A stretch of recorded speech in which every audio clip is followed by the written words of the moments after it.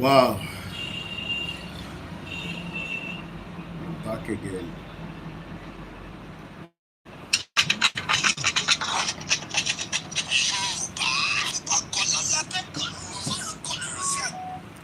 Àjígbọ̀n ni yarí tó fà pé kọ́rípà wò ní tùkànnà lọ́rùn ìran aládé. Ó di dandan káwa pàápàá tẹ́rù ara wa pa. Kẹ́hìn sọ̀rọ̀ sókè lálálá wípé a ò ṣe mọ́.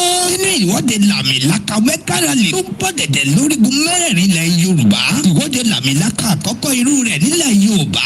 Táwọn akọni wa, aṣáájú wa, tòun tàwọn olórí ogun wa, generals wa gbogbo wọ́n tán wámúwámú láti ṣáájú. Ó sì mọ kẹ́hìn sọ̀rọ̀ sókè wípé òmìnira ilẹ̀ Yorùbá di dandan pẹ̀lú àwọn ọ̀jọ̀kan àlàkalẹ̀ ètò láti pèsè sílẹ̀ tá ò lè sọ lórí afẹ́fẹ́ nítorí àwọn ṣèkísájò gbogbo tó wà láàrin wa gẹ́gẹ́ bí ọmọ Yorùbá rere àti ọmọ ìran aládé tí gbogbo wa ti jọ wá. Ohun tá a fẹ́ ni pé kí gbogbo ọmọ Yorùbá nílé lóko àti lókè òkun lọ múra sílẹ̀ de ìwọ́de làmìlaka tí ó wáyé nínú oṣù karùn-ún yìí. Ẹ jẹ́ káwa náà gbáradì láti darapọ̀ mọ́ ìwọ́de làmìlaka tó ń bọ̀ yìí. Orí tó bá di gbẹgbẹgbẹ má gbé sẹ́kùlé mi ní o. Bákan náà fún àwọn tó bá fẹ́ ràn wá lọ́wọ́ pẹ̀lú ohun kan tàbí kejì lórí ìwọ́de làmìlaka tó ń bọ̀ yìí. Ẹ lè kàn sí wa látòrí www.yorubanationyouth.org fún àlàyé tàbí ìbéèrè síwájú. Ẹ lè pè tàbí kẹ́ WhatsApp Prophet Ayọ̀délé Ológunlolúwa Yorùbá Nation Youth Leader in all diaspora lórí +1-803-846-1116 tàbí Comrade Omiyo wọ́n jẹ́ Omla Yorùbá Nation Youth Leader lórí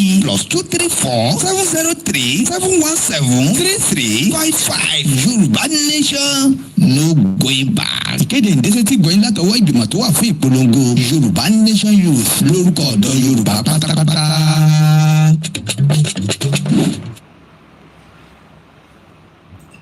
They are systematically taking over Nigeria, and they want to make Nigeria into a Muslim caliphate. And the Fulani ethnic militia, the Muslim terrorists, go into Christian villages. They're not coming in with cattle.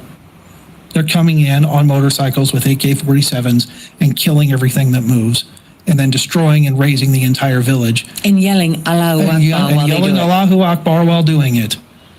And has nothing to do with climate change.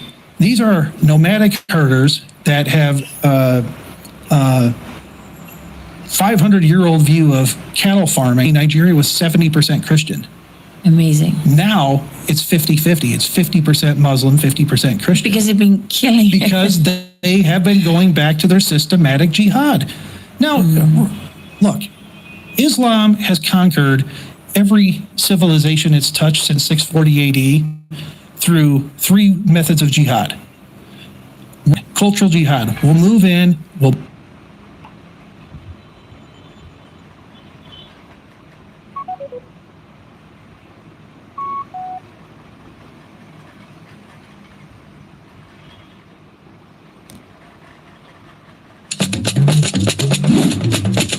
Yorùbá tó bá kọ́ lọ́lá tó kàn lómi fíran kọ̀lọ̀rọ̀ sí ajínasẹ̀ tí ń jà wá jígbọ́n ni. Ìyàrí tó fà pé kọ́rípà wò ní tùkànnà lọ́rùn ìran aládé. Ó di dandan káwa pàápàá tẹ́rù ara wa pa. Kẹ́hìn sọ̀rọ̀ sókè lálálá wípé a ò ṣe mọ́. Nínú ìwọ́de làmìlaka mẹ́kàrálì tó ń bọ̀ dẹ̀dẹ̀ lórígun mẹ́rẹ̀ẹ̀rin ilẹ̀ Yorùbá. Ìwọ́de làmìlaka àkọ́kọ́ irú rẹ̀ nílẹ̀ Yorùbá. Táwọn akọni wa, aṣáájú wa, tòun tàwọn olórí ogun wa, generals wa gbogbo wọ́n tán wámúwámú láti ṣáájú. Ó sì mọ kẹ́hìn sọ̀rọ̀ sókè wípé òmìnira ilẹ̀ Yorùbá di dandan pẹ̀lú àwọn ọ̀jọ̀kan àlàkalẹ̀ ètò láti pèsè sílẹ̀ tá ò lè sọ lórí afẹ́fẹ́ nítorí àwọn ṣèkísájò gbogbo tó wà láàrin wa gẹ́gẹ́ bí ọmọ Yorùbá rere àti ọmọ ìran aládé tí gbogbo wa ti jọ wá. Ohun tá a fẹ́ ni pé kí gbogbo ọmọ Yorùbá nílé lóko àti lókè òkun lọ múra sílẹ̀ de ìwọ́de làmìlaka tí ó wáyé nínú oṣù karùn-ún yìí. Ẹ jẹ́ káwa náà gbáradì láti darapọ̀ mọ́ ìwọ́de làmìlaka tó ń bọ̀ yìí. Tó bá di gbẹgbẹgbẹ má gbé sẹ́kùlé mi ní o. Bákan náà fún àwọn tó bá fẹ́ ràn wá lọ́wọ́ pẹ̀lú ohun kan tàbí kejì lórí ìwọ́de làmìlaka tó ń bọ̀ yìí. Ẹ lè kàn sí wa látòrí www.yorubanationyouth.org fún àlàyé tàbí ìbéèrè síwájú. Ẹ lè pè tàbí kẹ́ WhatsApp Prophet Ayọ̀délé Ológunlolúwa Yorùbá Nation Youth Leader in all àwọn diaspora lórí +1 803 846 1116 tàbí comrade omiyan wọ́n jẹ́ homeland Yorùbá nation youth leader lórí +234 703 717 3355 Yorùbá nation no going back. ìkéde ìdẹ́sẹ̀ tí gbọ́yìn látọwọ́ ìgbìmọ̀ tó wà fún ìpolongo Yorùbá nation youth lórúkọ ọ̀dọ́ Yorùbá pátápátá.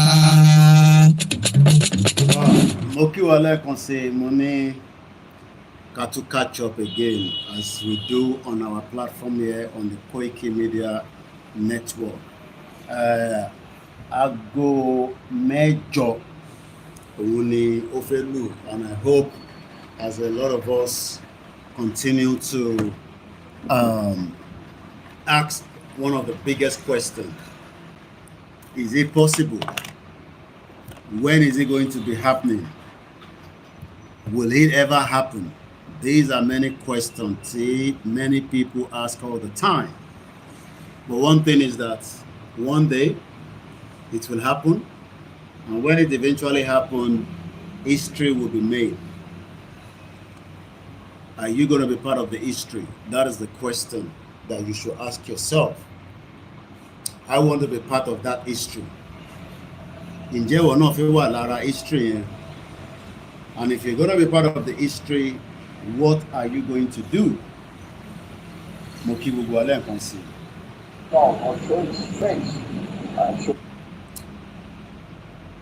Ẹ káàbọ̀ lẹ́ẹ̀kan sí. Ó jẹ́ ọmọ Yorùbá. The Yoruba indigene. Mo fẹ́ bá yín sọ̀rọ̀. I want to talk to you all. Mo dẹ̀ fẹ́ kẹ́ gbọ́ ọ̀rọ̀ tí n bá yín sọ̀rọ̀. And I want you to listen and accept what I'm about to say. Mo náà ti bà abúlé yín, wọ́n ti gbà tán. I said they are already usurping you from your villages all over Yoruba State. Ní Ogun State. In Ogun State. Ọ̀ṣun State. Osun State. Ondo State. Ondo State. Anambra State. Even Anambra Gbogbo State. àwọn ilẹ̀ Igbo wọ̀nyẹn. Even the Igbo lands as well. Àwọn wọ̀nyí ti wọ̀. People are already entering those places. Tí wọ́n dẹ̀ ti gba gbogbo ẹ̀. And they're already overtaking you people in your various states. Èyí tá à ń sọ yìí sí. What we are saying right now, Kì í ṣe ọ̀rọ̀ ẹ̀sìn o. this is not about religion. Christian. Whether you're a Christian Muslim. or you're a Muslim, Àwa tájọ́ ọmọ Yorùbá. and we are Yoruba traditional worshippers, Àsìkò tá a gbọ́dọ̀ kó ẹ̀sìn wa papọ̀ nìyí. this is time we must band together Láti jà fún àwọn ilẹ̀ bàbá wa. to fight for our father's land so that they don't overtake us in it. Ẹ má jẹ́ kán fi ẹ̀sìn gba ilẹ̀ wa o. Don't let them use religion take over our land. Gbogbo abúlé tó ń gbà l'Ondo State yẹn. All those villages they have taken over in Ondo State, Wọ́n pa Muslim, wọ́n pa Christian. when they wanted to kill, they killed Christian and Muslim alike. Ilẹ̀ náà ń jà fún kì í ṣe ẹ̀sìn. They are fighting for the land. They are not fighting for religion. Ẹ̀sìn náà kàn gbá wọlé o. They are just coming through the lens of So religion. mo sọ fún yẹn ọmọ Yorùbá. But I'm telling you all Yoruba Ẹ múra o. people, please be prepared. Gbogbo ọmọ Nàìjíríà. Nigerians at Ẹ large, múra dáadáa. please be well prepared Wọ́n má bàa gba ilẹ̀ yín o. so that they don't take you away from your father's Mo wá pé land. gbogbo àwọn lọ́balọ́ba. And calling onto the royalties in Yoruba Ọọ̀ni land. of Ifẹ̀. Your new Obefe, the Imperial Majesty. Kábíyèsí kádé pẹ́ lórí rẹ̀. Kabiesi, we greet you, sir. Ẹ dá sí o. Please talk about this. Aláàfin tuntun tó ṣẹ̀ jẹ ẹ dá sí The o. new Alaafin, please talk Ẹ̀yin about ọba this. Ondo All ẹ dá sí o. the kings in Ondo State, Ẹ̀yin ọba Ọ̀ṣun Ọ̀yọ́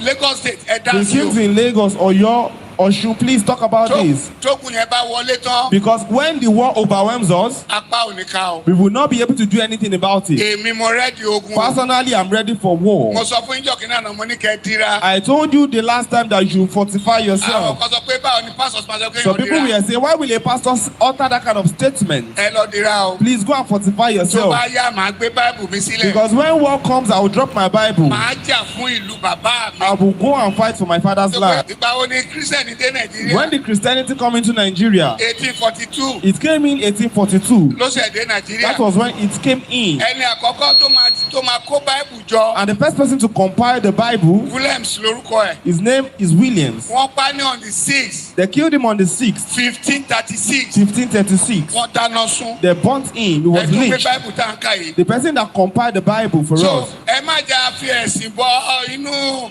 afẹ́jà fúnlẹ̀ bàbá So wa. don't let us put religion into our culture or for fight for our father's Màá land. dira. I will fortify Màá myself síwájú ogun. and I'll be a leader. Wọ́n tó lè dira fún ènìyàn. And if you can fortify people, Máa bọ̀. fortify A them. máa dira a máa jagun náà. We will fight that war. Màá gbé báìbù sílẹ̀. I will drop my Bible Nítorí ilẹ̀ bàbá mi. because of my father's land. Ṣé Bíbélì sọ? Because the Bible says it. Hébérù 6:1. Hebrews 6 verse Ó ní ká 1. fẹ́ kọ́ Kristi. Ṣé ìwọ náà máa dira àbókọ máa jókòó pé nǹkan kan ò ní ṣẹlẹ̀?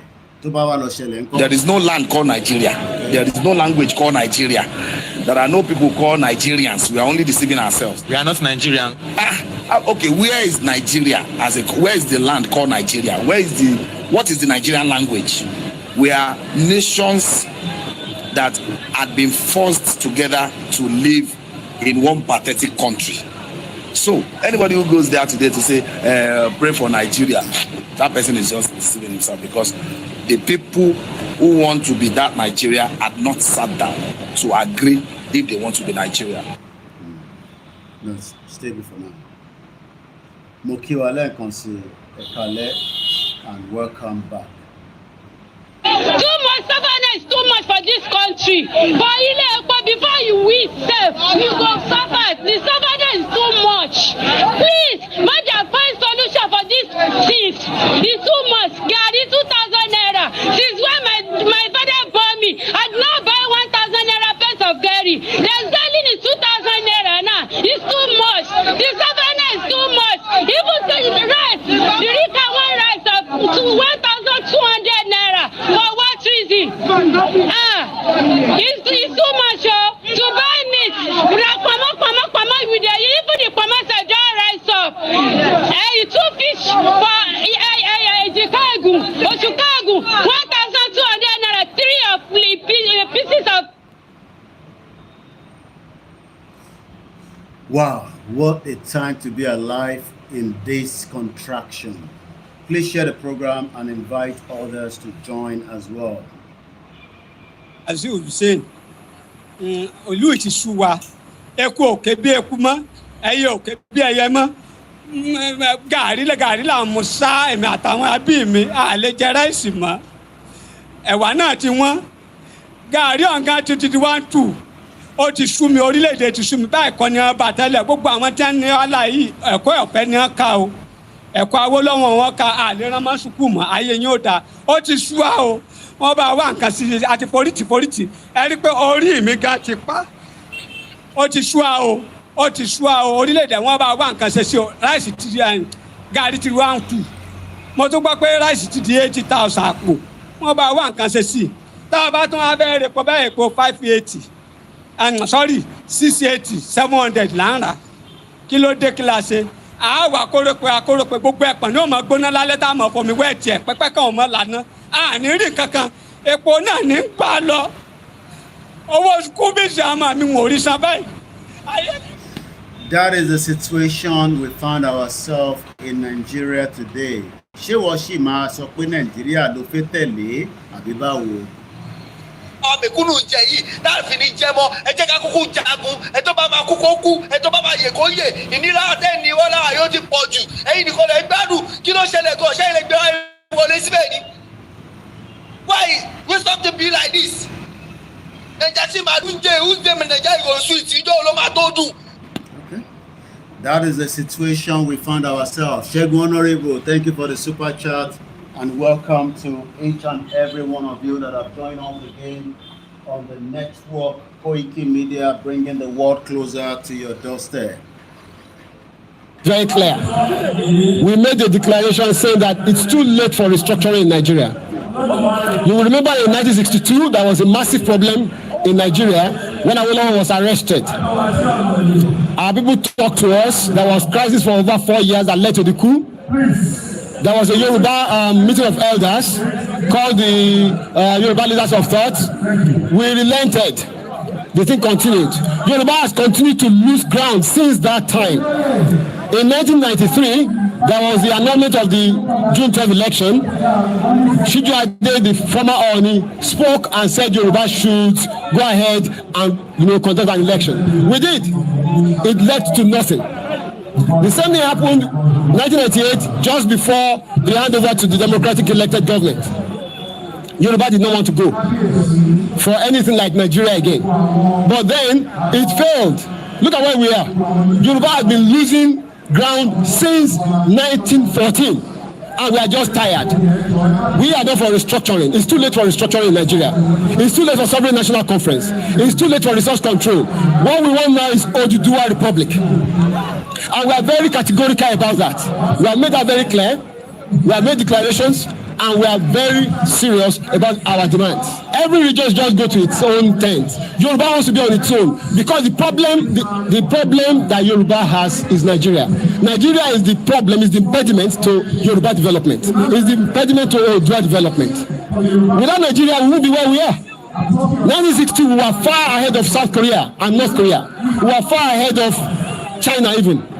We had television before France. We had radio before South Africa. Now look at where we are today.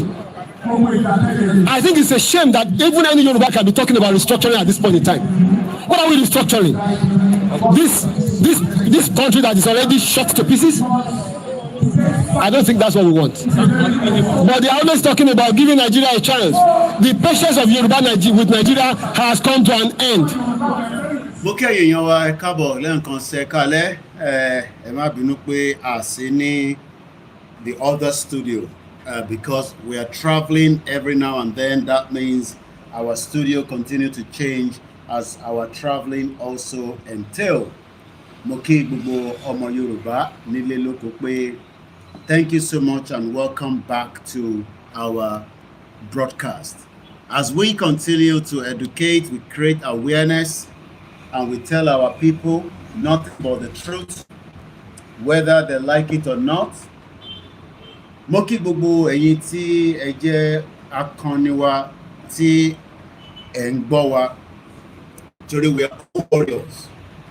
My name is Koiki, as you all know, and it's also my privilege to be having everyone back again in the broadcast. Thank you so much. Quite some few development after my last broadcast, especially when I have been now told that this particular stuff I was showing today, orúkọ tí mò ń pè kọ́ ló jẹ́ bẹ́ẹ̀. Ta ló sọ bẹ́ẹ̀? Professor Adebanji Akintoye. You don't want to miss this broadcast because Baba called me and say, níbo lẹ ti gbọ́rúkọ tẹ́ ń pè ní orí olókun? Kò ń ṣe orí olókun náà pè. I will tell you more about that in just about a few minutes. Share the program, invite others to do so. Like I said, we are on transit, and that means we are on the go. And there might be quite a lot of noise at the background. Bear with me because we are still in transit. My name is OLAYOMI KOIKI, as you all know. And what we do here is discuss nothing more than why Yoruba needs now to leave Nigeria alone, because Nigeria is a terrible country. Nigeria, as some say, we are demarketing. Yes, is a terrible country, and we don't want to have anything to do with Nigeria again.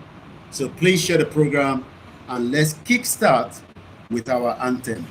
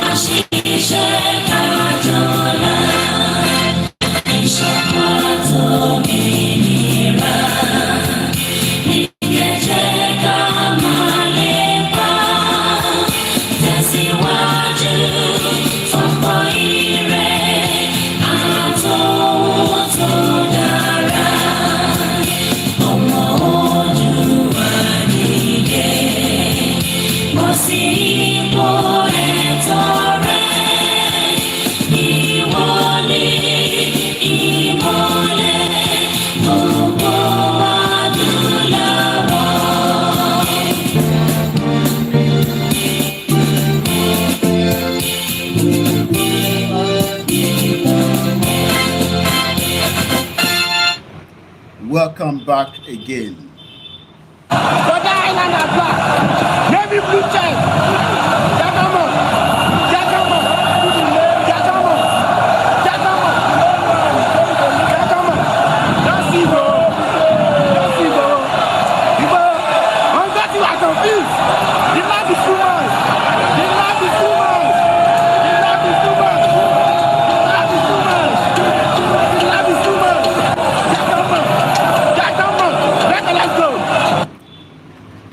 Enini 12 May 2025.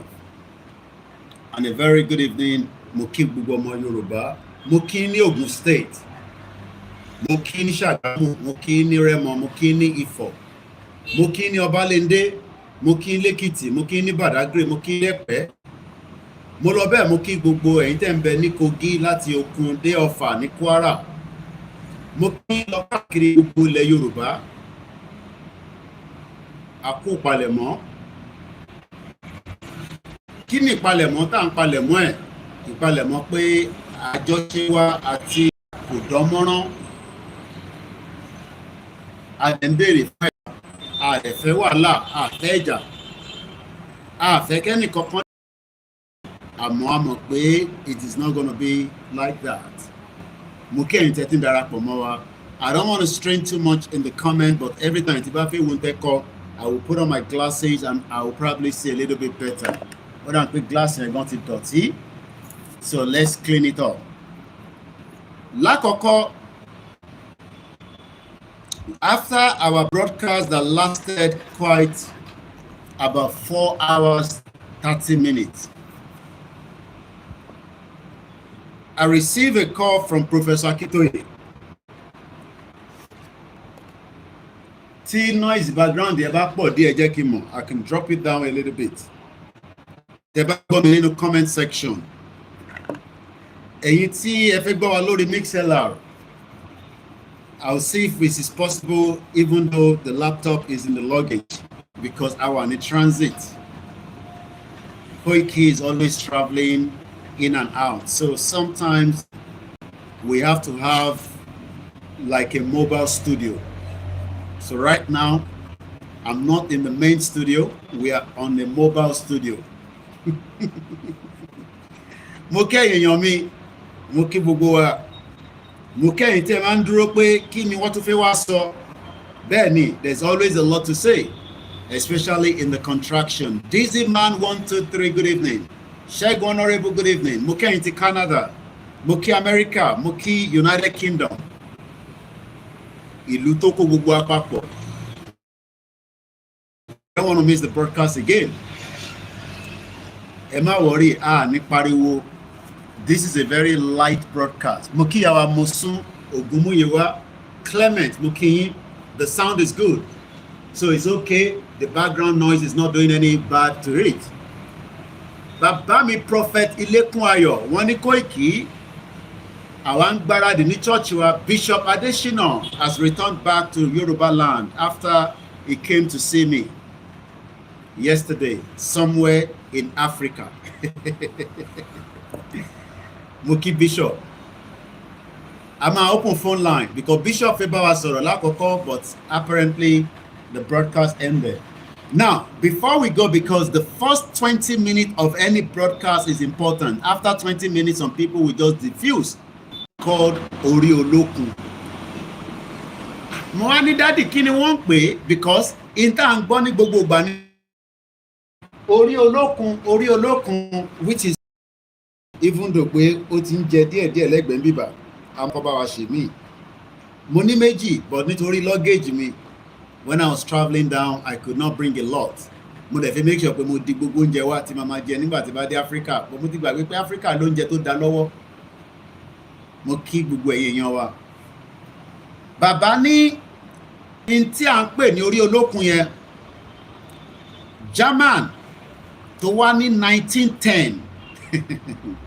Mo ní bàbá kan, bàbá ara tó mọyì ọmọ kò fi wá ṣeré. Ẹ bá mi kí bàbá Akitoye.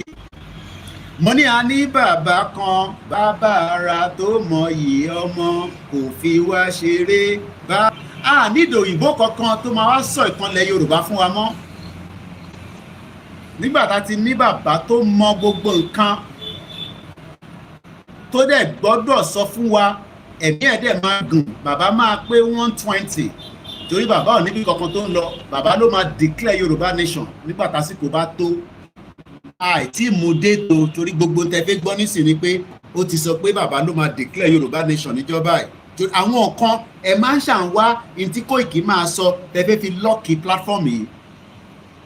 Mo ní a ní bàbá kan, bàbá ara tó mọyì ọmọ kò fi wá ṣeré bàbá ara tó mọyì ọmọ.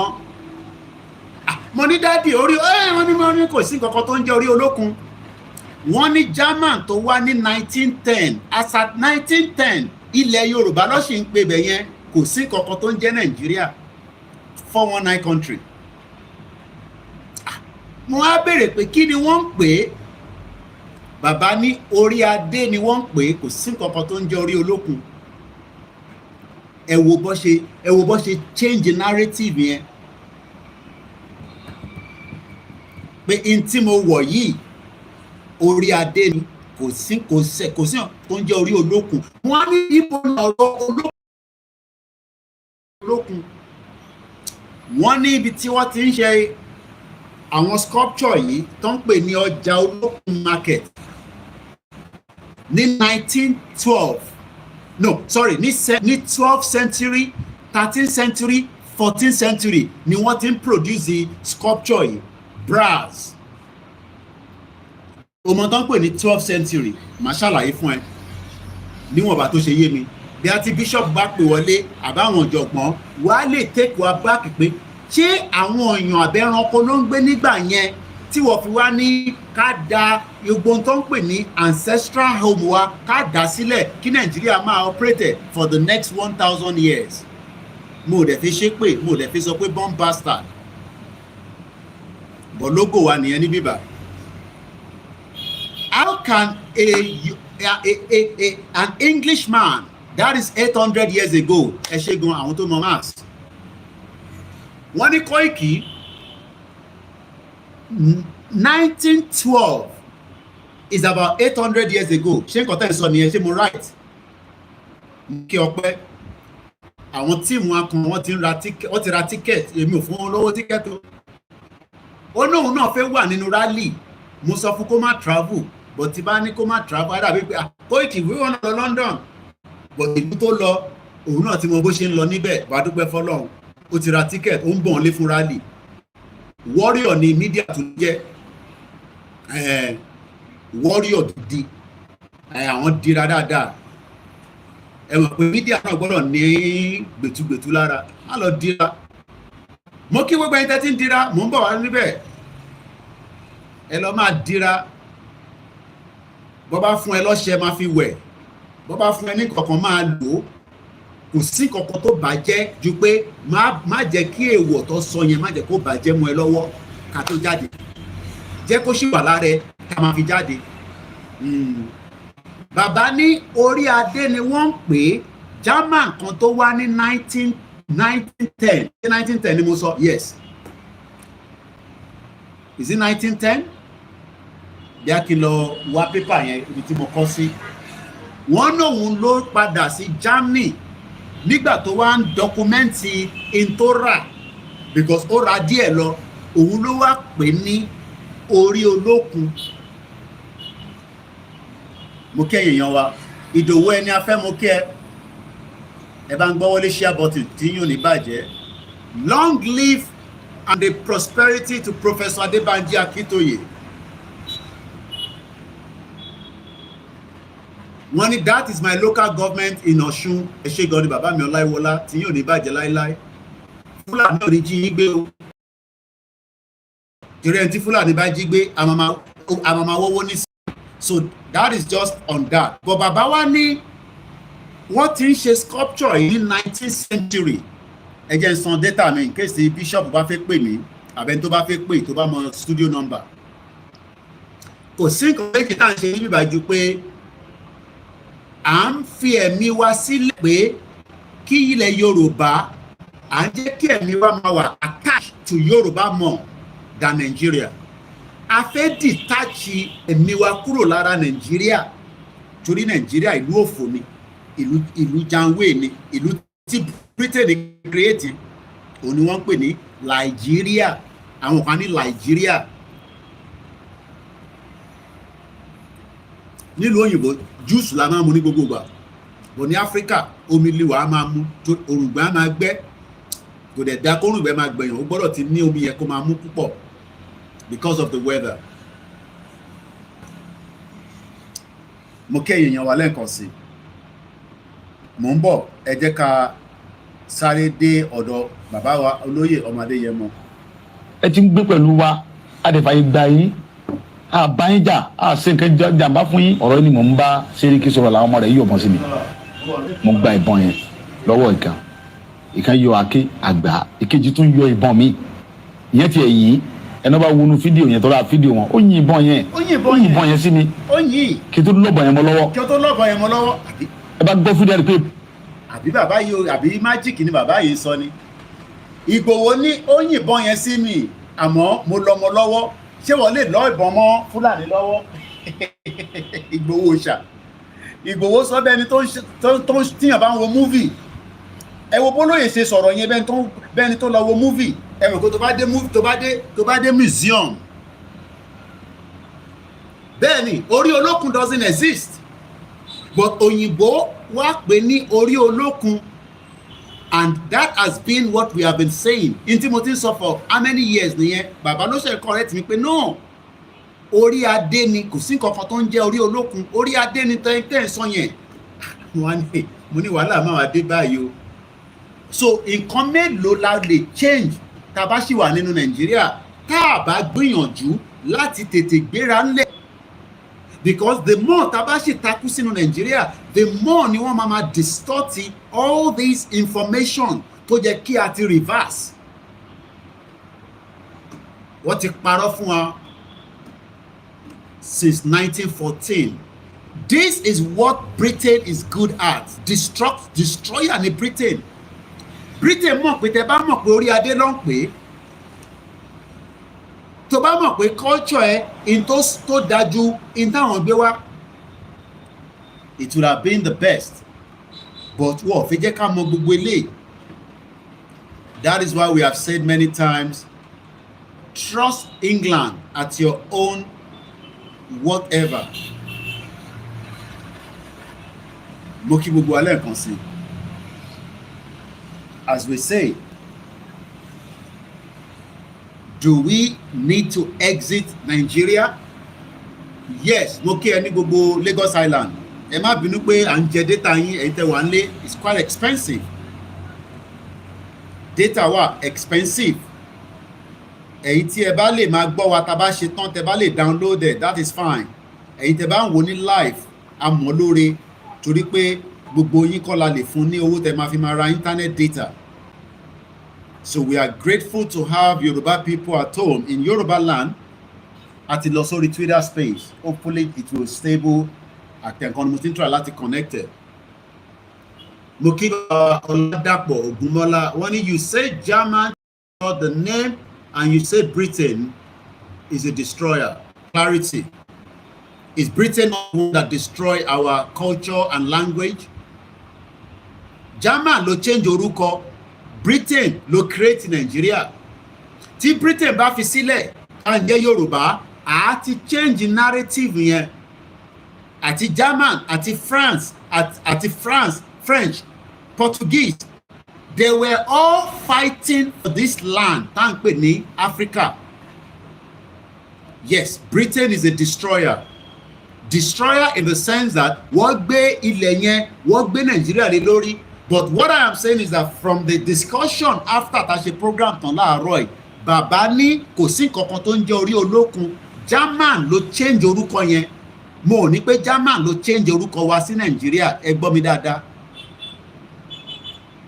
èèyàn kan send vn sí mi ó lóun ò tẹ́ ẹ̀ gbọ́ pé ẹnìkan wà tó ń pè ní King Charles rí that is what we are talking about information ó nígbà tóun gbọ́ Koikimedia tóun gbọ́ àwọn media tó kù lòun ṣe ní understanding pé ibì kan wà tó ń pè ní United Kingdom tó jẹ́ pé àwọn ló so wá papọ̀ it's not something that they tell you in the primary school ṣé wọ́n sọ fún yín ní secondary school ṣé o kọ́ ilé ní university gbogbo ta ti kọ́ lórí gbogbo Yorùbá platform ta ti lọ ń gbọ́ many of you gbọ́n kankan bẹ́ẹ̀ rí throughout your 4 years 2 years 3 years at the university or in the secondary school because wọ́n gba history kúrò lára tó jẹ́ ká mọ̀ and the reason history ò ṣe lè stable ni pé because we are still inside one Nigeria tó bá jẹ́ pé a ti dá dúró ní history will be taught in Yoruba land, and you will know everything that I'm talking in the last whatever years you have been in existence.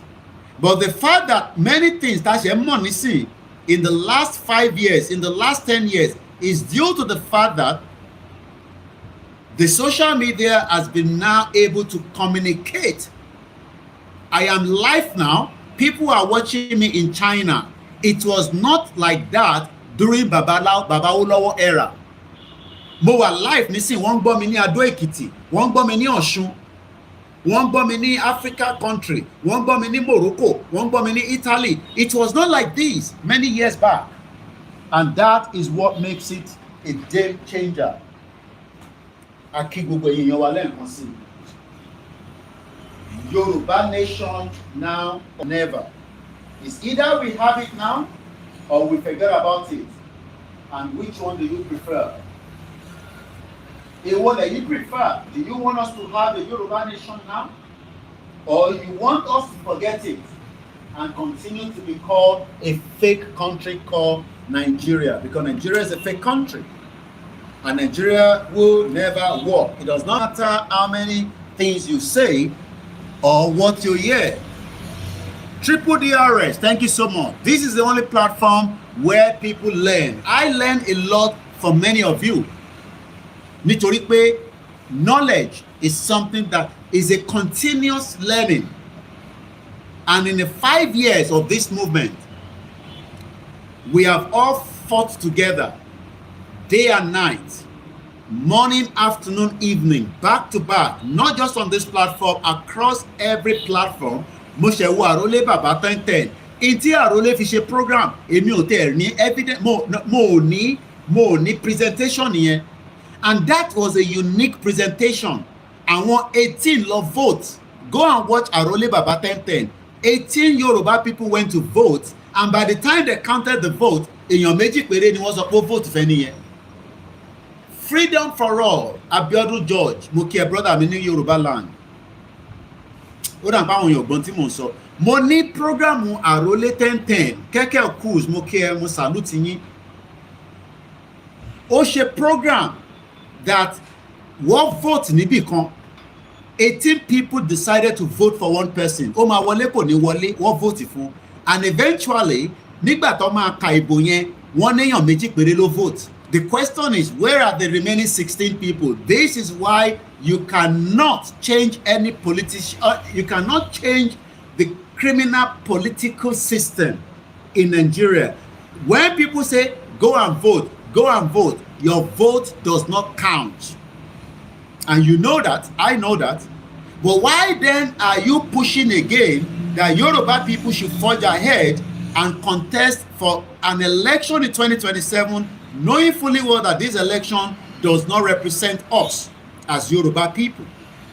Why are you pushing Yoruba people? Ẹ̀yin olóṣèlú, kí ló dé tẹ̀ ń push àwọn èèyàn wa pé kó tún wá lọ vote fún yín ní 2027? Èyí tí wọ́n ti ń vote láti many years now, since 1999, it has not brought anything more than pain and disaster for our people. And when people are now arguing that bó ṣe tá bá gba country wa, is it not the same set of people that will be in that country? The question is, we will have the same set of people in Yoruba land, but we will not have the same of criminal people running the government of Yoruba land in the future of a Yoruba country. That is the difference. Ìyàtọ̀ tó máa wà níbẹ̀ nìyẹn. We will have Sanwo-Olu still in Yoruba land, but we will not tolerate a criminal Sanwo-Olu to represent us as our governor or as our politician in the future. Because it does not matter. In South Korea, their president has now been called after he declared a state of emergency, martial law. So don't let mo fẹ́ má sọ òyìnbó ní as much of this program tí mo fẹ́ ṣe lálẹ́. Torí àwọn program kan wà a máa sọ òyìnbó, àwọn kan wà mo fẹ́ direct ẹ̀ kó wọ etí ẹ̀ dáadáa. Even tí Yorùbá mi ò bá dán mọ́rán, mo fẹ́ jẹ́ kó sì gbọ́, kó wọnú etí ẹ̀, kó wọnú etí ẹ̀, kó wọnú etí ẹ̀. Torí púpọ̀ nù yín.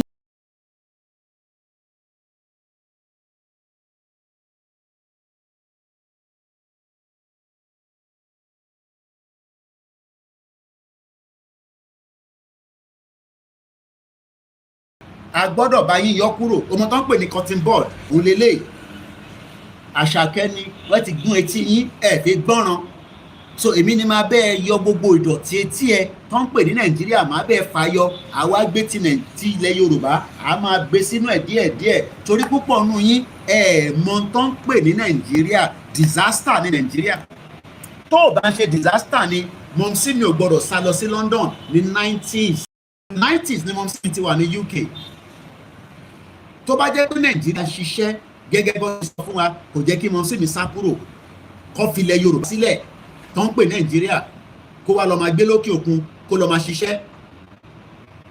Iṣẹ́ yẹn ló wá faṣẹ́ yẹn ó ń ṣe two shift. Ó faṣẹ́ ó kọ́kọ́ mú ẹ̀gbọ́n mi tó jákọ̀ bí wa, ó mú yẹn lọ London. Nígbà tó yá o tó di bí ọdún mélòó kan ó tún towó jọ nítorí pé wọ́n ń jalè nílùú òyìnbó. Ìwọ tó bá jalè ọwọ́ ìjọba sì máa mú ẹ níjọ́ kan. Bọ̀ olè ni wọ́n ń jà ní Nàìjíríà ni ìyẹn kan ṣe máa dé níjọ́ kan akọ̀dí olówó gbàgà. Tẹ bá béèrè pé níbo ló ti rówó, wọ́n á ní shut up. Ọmọ Yorùbá tó fẹ́ rere fọ́mọ Yorùbá. ìyẹn làwọn tó wà nílùú òyìnbó, iṣẹ́ ta bá ń ṣe yẹn la máa ń towó yẹn jọ. So nígbà tó towó jọ wọ́n máa ń dá àwọn àjọ, àwọn tó tẹ̀ wà lẹ́sítọ́sítù ọlọ́ọ̀bá ń kí àwọn yẹn, wọ́n mọ bó ṣe ń dá àwọn àjọ yẹn 200 èèyàn mẹ́wàá 500 nítorí wọ́n máa ń sanwó tó dáa fún wọn. So wọ́n máa ń dájọ́ àjọ yẹn lọ́ fi mú púpọ̀ nù yín wọ London. Wọ́n ti ní kí n má ṣe pé àjọ yẹn òun ni wọ́n ní kó fi bá àwọn ralẹ̀ kó kọ́lé tó gbẹ́sẹ̀ lé. Tó ní àǹtí mi send owó tó yìí mo dẹ̀ béèrè owó school lọ́wọ́ ẹ̀ níjọ́ yẹn kò fún mi lówó school. Àjọ ni àjọ yẹn dé làwọn bàbá wa ń ṣe láti ilẹ̀. Ẹ mọ àwọn bàbá alájọ wọ́n máa wá sí shop wọ́n wá collect owó wọ́n wá destroy ilẹ̀ Yorùbá títí kan banking system wa pọ̀ jẹ́ kí ó gbérí wọ́n gbé fáwọn ọmọ Ìgbò. Wọ́n destroy banking system tí ọmọ Yorùbá set up tí a fi ń operate nínú Nàìjíríà. Wọ́n gbé gbogbo ẹ̀, wọ́n gbé fún Haúsá, wọ́n gbé fún Fúlàní, wọ́n dẹ̀ gbé fáwọn ọmọ Ìgbò. Àbí bó ṣe ṣẹlẹ̀ kan nìyẹn. Ṣé wá rò pé ọmọ Ìgbò tó ọtọ́ gbé fún yẹn ó máa nífẹ̀ẹ́ àwọ̀?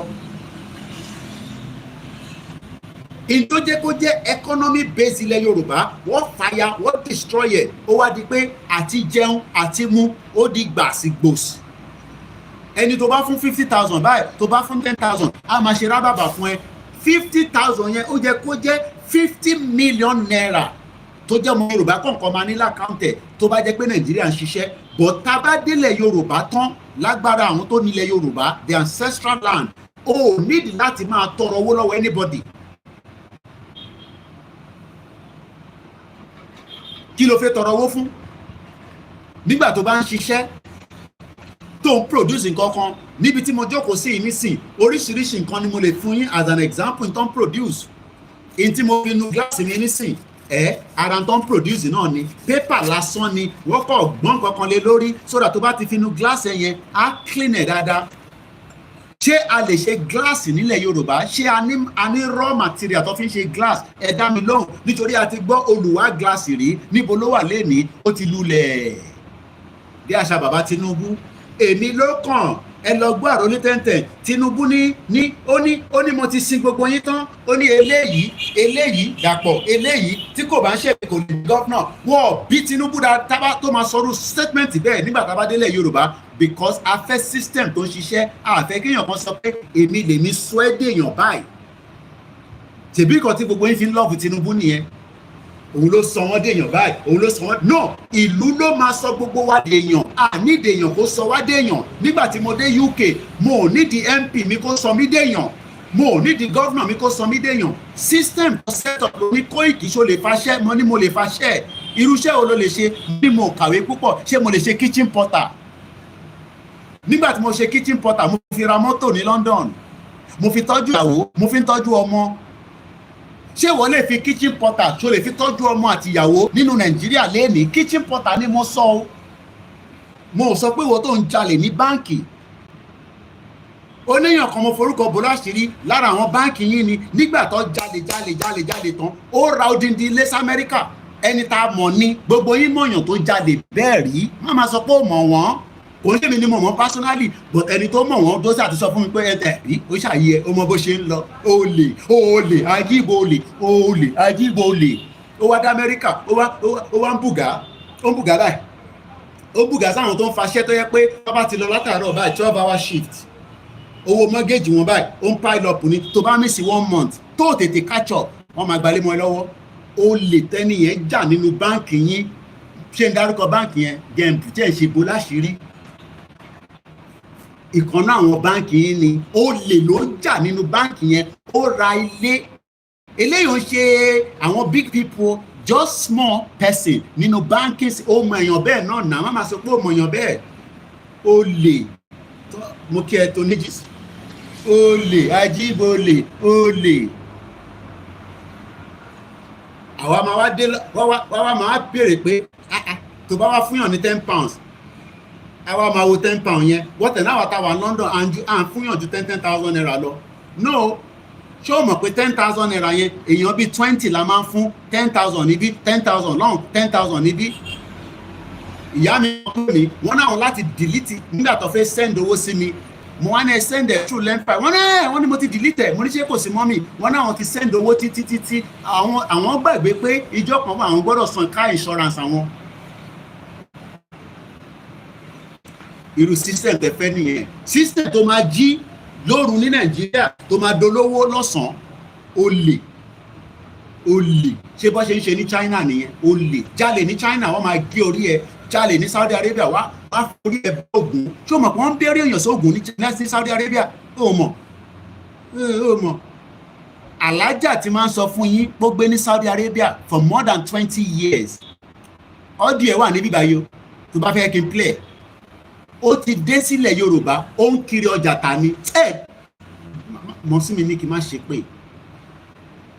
ẹ ṣáà jẹ́ kí n calm down 20 years ló bí mi ṣe gbé ní 27 years ní UK kí wọ́n á dé kí wọ́n á kiri ṣèbí torí pé àwọn ìlú kan sàn jura lọ ni how can somebody live somewhere for 20 years kò ń ṣe pé wọ́n ṣoògùn fún no system ò dánlé ni ó ti fowó ránṣẹ́ títí bọ́kọ ṣe ń jẹ owó ló yẹn fẹ́ yàwó mi tiẹ̀ nígbà tó máa délé kò gbọ́n kankan ó ní ẹ̀gbọ́n mi Kóìkì ó nífẹ̀ẹ́ mi tó àti olóyè Ìgbòho àwọn yẹn ń dúró fún rálì yìí àwọn yẹn ń dúró fún rálì pé tí rálì dé báyìí káwọn bọ́ sójú títì ìwọ sọ pé ò jáde má jáde láwọn ń kiri ọjà nísìnyí kọ́ ba lè jẹun kọ́ má máa lọ gbé ẹ̀hẹ́mọ̀ káwọn sọ̀rọ̀ àlùfàǹṣà níbí báyìí kọ́ má lọ máa gbé ìsàlẹ̀ sílẹ̀ káwọn ọkùnrin máa gbasi kọ́ máa fi gbowó dignity somebody that live mo ní Saudi Arabia yẹn àṣírí Saudi Arabia ò lè rí nítorí pé o kò lọ sí Mecca o lọ fún hajj o lọ fún umrah ọ̀rẹ́ mọ́mísí mi kan ti lọ rí tí dọ́kúmẹ́ǹtì wọn sọnù níbẹ̀ tí ojú wọn rí after tí gbogbo àwọn tọ́jú ọlọ́ ti padà sí London nítorí pé o máa ń take process kó tó lè issue biometric ẹ padà fún ẹ tó bá ti sọnù o máa ṣe sùúrù ni we gbọ́dọ̀ verify pé ṣé kò ń ṣe fraudulent people bí Nàìjíríà tó sọ pé èmi lélẹ́yìí gbogbo alamọlúwọlé náà àwọn alamọ nípa dọ́kúmẹ́ǹtì ìgbà àwọn Yorùbá ni báwọn Ìgbò ṣe ń ṣe drug làwọn náà ṣe dọ́kúmẹ́ǹtì oyè yìí náà kí lẹ sọ Prophet Lẹ́kùn Ayọ̀ wọ́n ní you are right someone close to me share 110K yesterday to 25 people so tó bá wá fúnyàn kan ní gbogbo owó yẹn báwo làwọn 24 tó kù ṣe máa survive ṣé o mọ̀ pé ẹni tó bá fún ní 10,000 á tẹ̀sí gbádùn fúnjọ́ méjì ó lè padà wá níjọ́ kẹta o kó tún wẹ́ lòmíì lọ. mo kí brọ́dà mi Ṣẹ́gun mo kí Daniel Akínyẹmí mo kí bàbá mi Mojeed Ìdòwú Akíntọ́lá mo fi tọ̀wọ̀tọ̀wọ̀ kí yín mo kí àwa Àjọkẹ́ Jésù gbogbo Ifọ̀ àmúlákà àwọn Ifọ̀ àwọn yẹn ní Kóìkì bàbá yóò tí announce mo ní kò tí announce bí kọ́ ni máa announce àwọn èèyàn prepare mo ní ẹ lọ máa bọ Ògún kẹ́ bọ Èṣù Ògún méjèèjì yẹn tó jọmọ Yorùbá ni mo bá sọ̀rọ̀ nísìnyí o mo bá mọ alẹ́ Yorùbá sọ̀rọ̀ mo bá Fúlàní sọ̀rọ̀ ọmọ ògidì Yorùbá máa bọ èṣù kó dẹ̀ bọ Ògún ká dẹ̀ fi tó kù sílẹ̀ fọlọ́run Jésù Kristi àtànábì Muhammad sallallahu alayhi wa sallam. mo kí ẹ brọ́dà mi Olúfọlábí Adéníyì. a ní ìrìn àjò Yorùbá nation bẹ́ẹ̀ ni international TT ITT MKO Abiola bàbá olè àwọn Fúlàní padà pa náà ni kò ń sọ̀rọ̀ ẹ̀rín. MKO Abiola criminal olè wọ́n padà pa náà ni ó náwó sí gbogbo northern part of Nigeria farm tó nílé ní àìmọye hectares wọ́n ti pín mọ́ra wọn lọ́wọ́ wọ́n bí àwọn ọmọ Abiola dá kọ́ lọ sí north kọ́ lọ máa jà fún bàbá wọn pé bàbá wọn ní ilẹ̀ níbẹ̀ wàá bẹ́ orí wọn sóògùn lọ́hùn ni àwọn náà ti ya mọ̀ gbogbo tí bàbá wọn ní north wọ́n ya yáfẹ̀ fún wọn lọ́hùn gbogbo ìdààmú tí Tinubu ń ṣe nísìnyí tó lọ ń ṣe sí north òun àtọmọ ẹ̀ wàá padà pa wọ́n náà nítorí pé northern Fúlàní bàbá wèrè ni wọ́n dáràn ni wọ́n. mo kí ya mi Adébímpé Adéfìsáyọ̀ mo ní ìbàyí láti máa kọ́ ọgbọ́n gbọ́ ilé tí mo fẹ́ sọ yìí jàre jẹ́ mú ẹ débẹ̀ mo kí ya wa tí. dáhùn bẹ́ẹ̀ wọ́n yìnbọn sí mi bẹ́ẹ̀. wọ́n yìnbọn sí àbí olóyè wa náà ń lọ́bọ̀ ọmọ lọ́wọ́ ṣé ìwọ náà lè lọ́bọ̀ ọmọ Fúlàní lọ́wọ́ ó máa ṣiṣẹ́ débẹ̀ ni. òkè tí Fúlàní bá pàdé ẹ nísìnyí tó bá pàdé ẹ lọ́nà tẹ́ bá jọ pàdé ṣó lè sọ fún Fúlàní kó mú ìbọn ọwọ́ ẹ̀ wá fún ẹ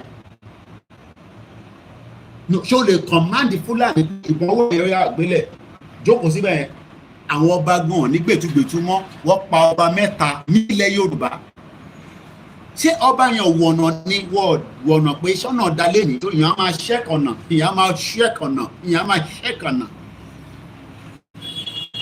wọ́n sẹ́ndì fídíò kan sí mi mo ti gbọ́ arákùnrin yẹn rí bọ́jọ́ tó kọ́kọ́ ṣe fídíò ẹ̀ bí ìgbà tó ń fi lárúbáwá sọ̀rọ̀ ni láti Saudi Arabia ẹ̀gbọ́n tó sọ nísìlẹ̀ lóyìnbó farabalẹ̀ kó gbọ́. Assalamu alaikum. Hello, ladies and gentlemen. I'm working with Nigerians. I ask Allah. I say, ní sùúrù mo fẹ́ jẹ́ ká kọ́ tó ń sọ dáadáa. máa dé lérí ìwọ lò ní bá wa débẹ̀ torí bàbá máa délẹ̀ lórí ìwọ tó ò pé jẹ́ kí ilẹ̀ lérí yẹn wá sí ìmúṣẹ ìwọ lò ní bá wa débẹ̀ torí àwa máa délẹ̀ lérí lágbára àwọn tó láyé lọ́run. ní dákẹ́ a máa lu irin yẹn títí a máa lù ú. Sàlámù àlékún èèyàn wa.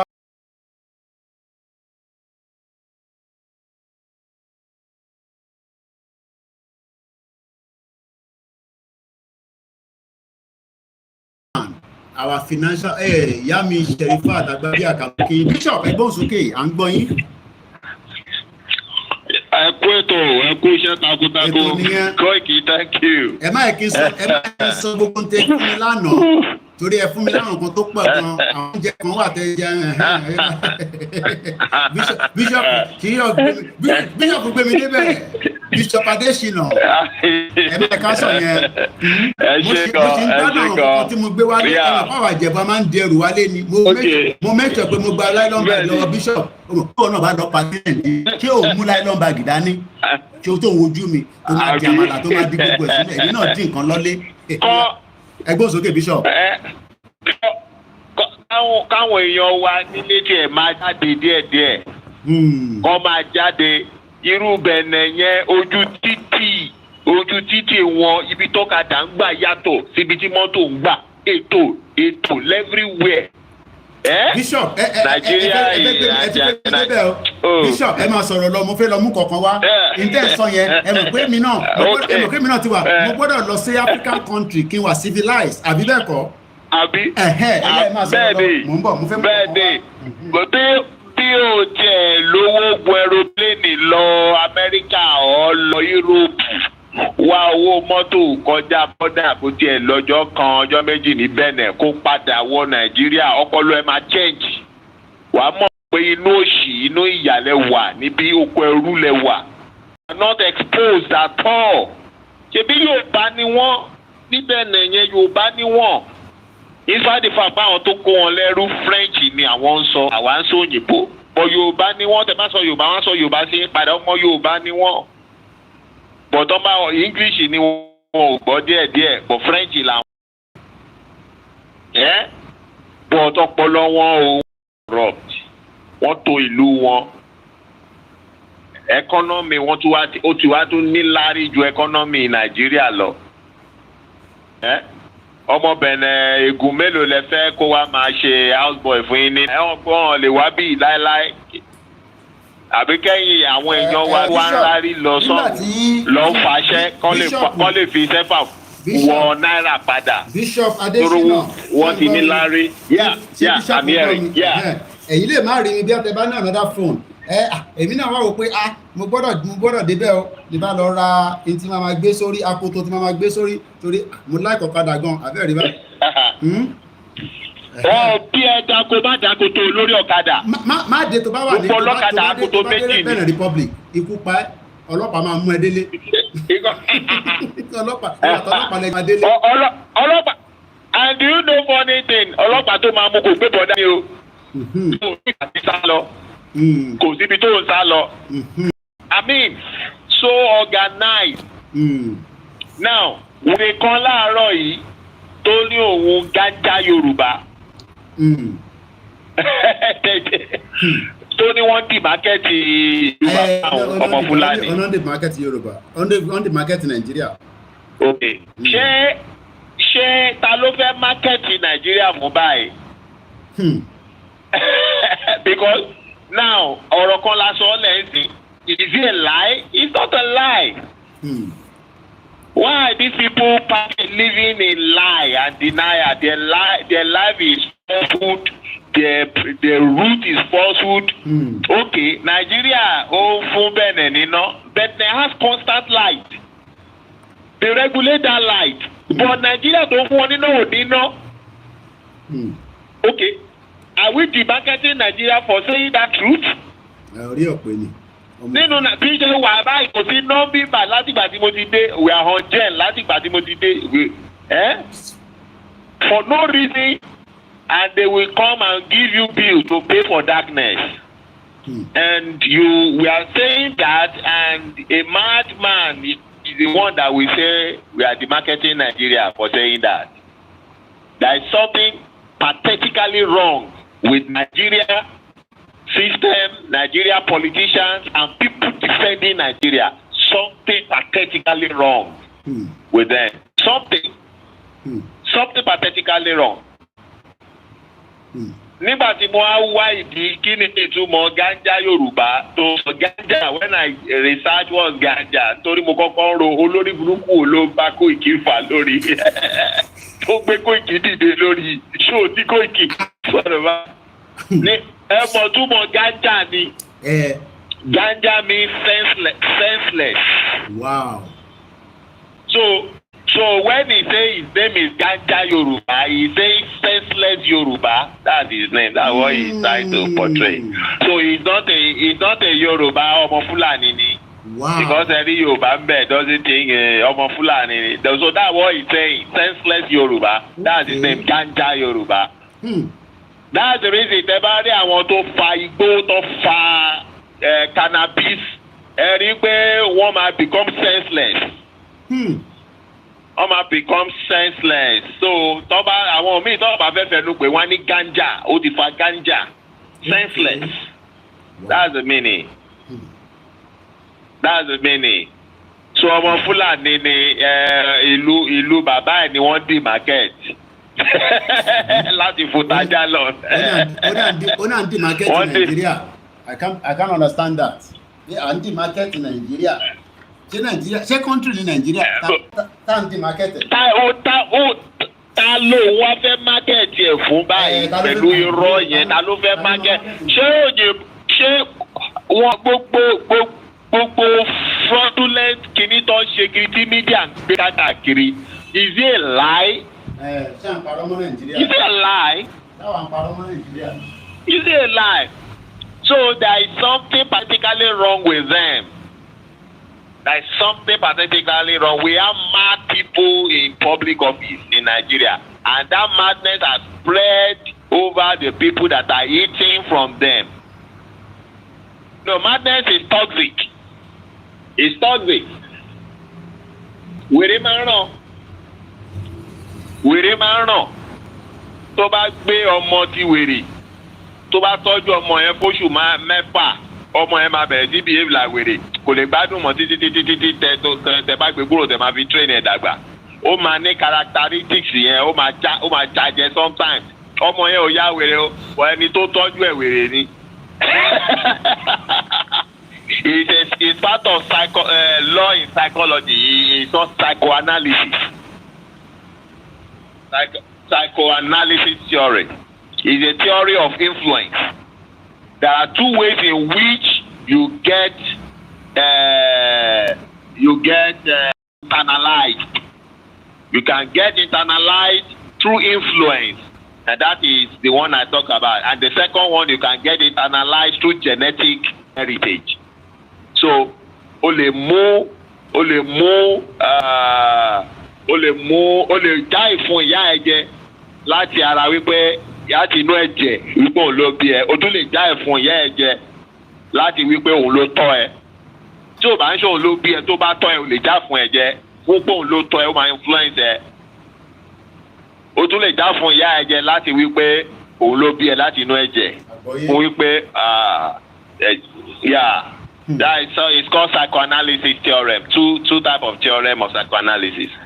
So àwọn tó ń jẹ lábẹ́ Nigeria will behave as mad as people ruling Nigeria. It's normal. So baba ganja kí lorúkọ ẹ yẹn ara àwọn tó ń jẹ lábẹ́ Nigeria nìyẹn kò ní ṣòro láti mọ̀. Pé wọ́n dì mákẹ́tì ìlú irọ́ ìlú bàbá ẹ̀. Bishop. Let me give other people to talk. All right. Thank you so much. That is Bishop Adesina. Ẹ̀yin náà lè pè wọlé brother mi Olúbùnmi Ọlọ́run máa bá ń fi ṣọ́ ẹ̀ṣọ́ ẹ. Many of you don't know me, but at least mo dúpẹ́ pé prior before we started this, I was not somebody that was not accessible to people. One of those that had access to me sometime, I believe, between 2015 or thereabouts, or before 2018, brother mi, Adéwálé Olúbùnmi, a jọ pàdé ní àdúgbò kan l'Ékòó, just like many people that I was able to engage before we started this campaign for Yoruba Nation. Why did we start the campaign? Saleni to le explain kí ni reason that she start the campaign Yoruba Nation, that she tẹ̀lé Baba Akintoye. But before we do that, because Bishop pè lẹ́ǹkan, a fẹ́ gbọ́n kankan lẹ́ǹkan prior before Bishop made a call. Mo fẹ́ ká padà ká lọ gbọ́ video yẹn. This man did one video before. So many of you might recognize his face.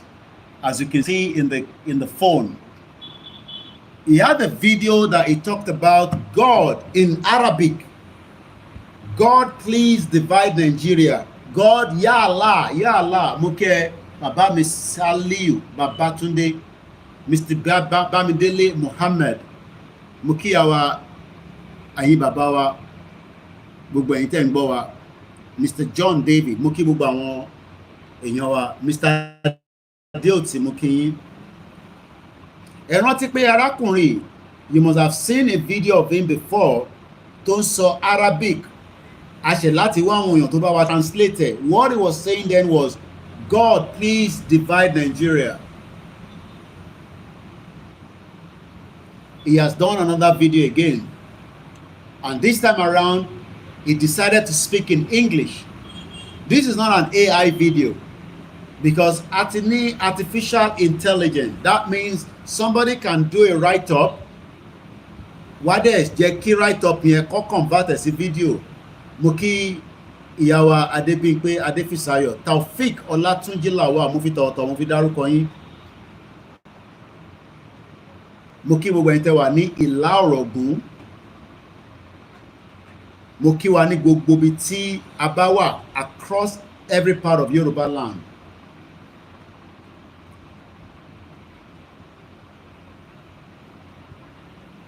Fulani will snatch the land tí a bá refuse to defend the land. Ẹ ṣé gan ni Mr. Adewale wọ́n ní I was simply because wonders Fulani, the non-indigenous, want to snatch our land because the land is a beautiful land, is a prosperous land, a land that gives us everything. Let's listen to this man. Only Allah share Nigeria into 4 parts: Oduduwa, Hausa, Biafra, Ijaw. But some Nigerians do not want Nigeria kó pín. Ọ̀pọ̀lọpọ̀ wọn kò ń ṣe pé wọ́n ń jẹ nínú Nàìjíríà, but wọ́n kọ̀ like bí Nàìjíríà ṣe wà yẹn kó wà bó ṣe wà. Wọ́n rí kankan tó ń ṣe Nàìjíríà. Hello, ladies and gentlemen. I'm talking with Nigerians. I asked Allah. I said Allah to share Nigeria into 4. Allah share Nigeria into 4. Let's everybody relax. We don't have any time. We are killing everybody. If having that what happened in Edo State, if it happened in northern Nigeria, it happened that they kill Igbo people or they kill any Southerner, the story would be different. The story would be different. You know, Igbo people with propaganda. Small time they say Muslims are killing Christians. It happened that it happened in the north side. I have one of my previous video that I said about that it can't happen real. You understand? So we don't want any issue. May Allah, I say God, may God share Nigeria into 4 parts. May you give your Biafra 5 plot of your land. You carry JJ, go. We don't get issue with you.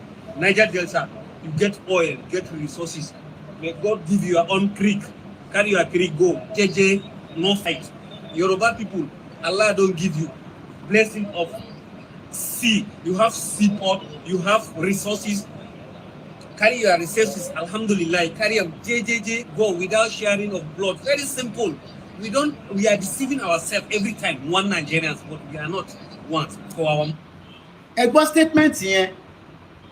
We are deceiving ourselves by calling ourselves one Nigeria. Some people now they're watching, but their prayer is that intern ṣe kò ní bọ́ sí. So even when they understand, wọ́n mọ̀ dájú pé there is nothing called one Nigeria. Mo kí bàbá wa Ọládùnní orílẹ̀-èdè Yorùbá ní kíákíá. Mo kí ìyá mi Afọláṣadé Deborah tí mo fi tọ̀wọ̀tọ̀rọ̀ dárúkọ Ọlágúnjú jẹ́ ń bá mi kí ìyá mi gbogbo àwọn ìyá wa dáadáa, ìyá wa Comfort Ọlágúnjú. Mo kí ẹ̀yin tẹ́ wà l'Amẹ́ríkà. Mo dúpẹ́ lọ́wọ́ mọ́mì wa tí ó tọ́jọ́ mẹ́ta tá ti gbúrò wọn. Just like many people get tired and fed up.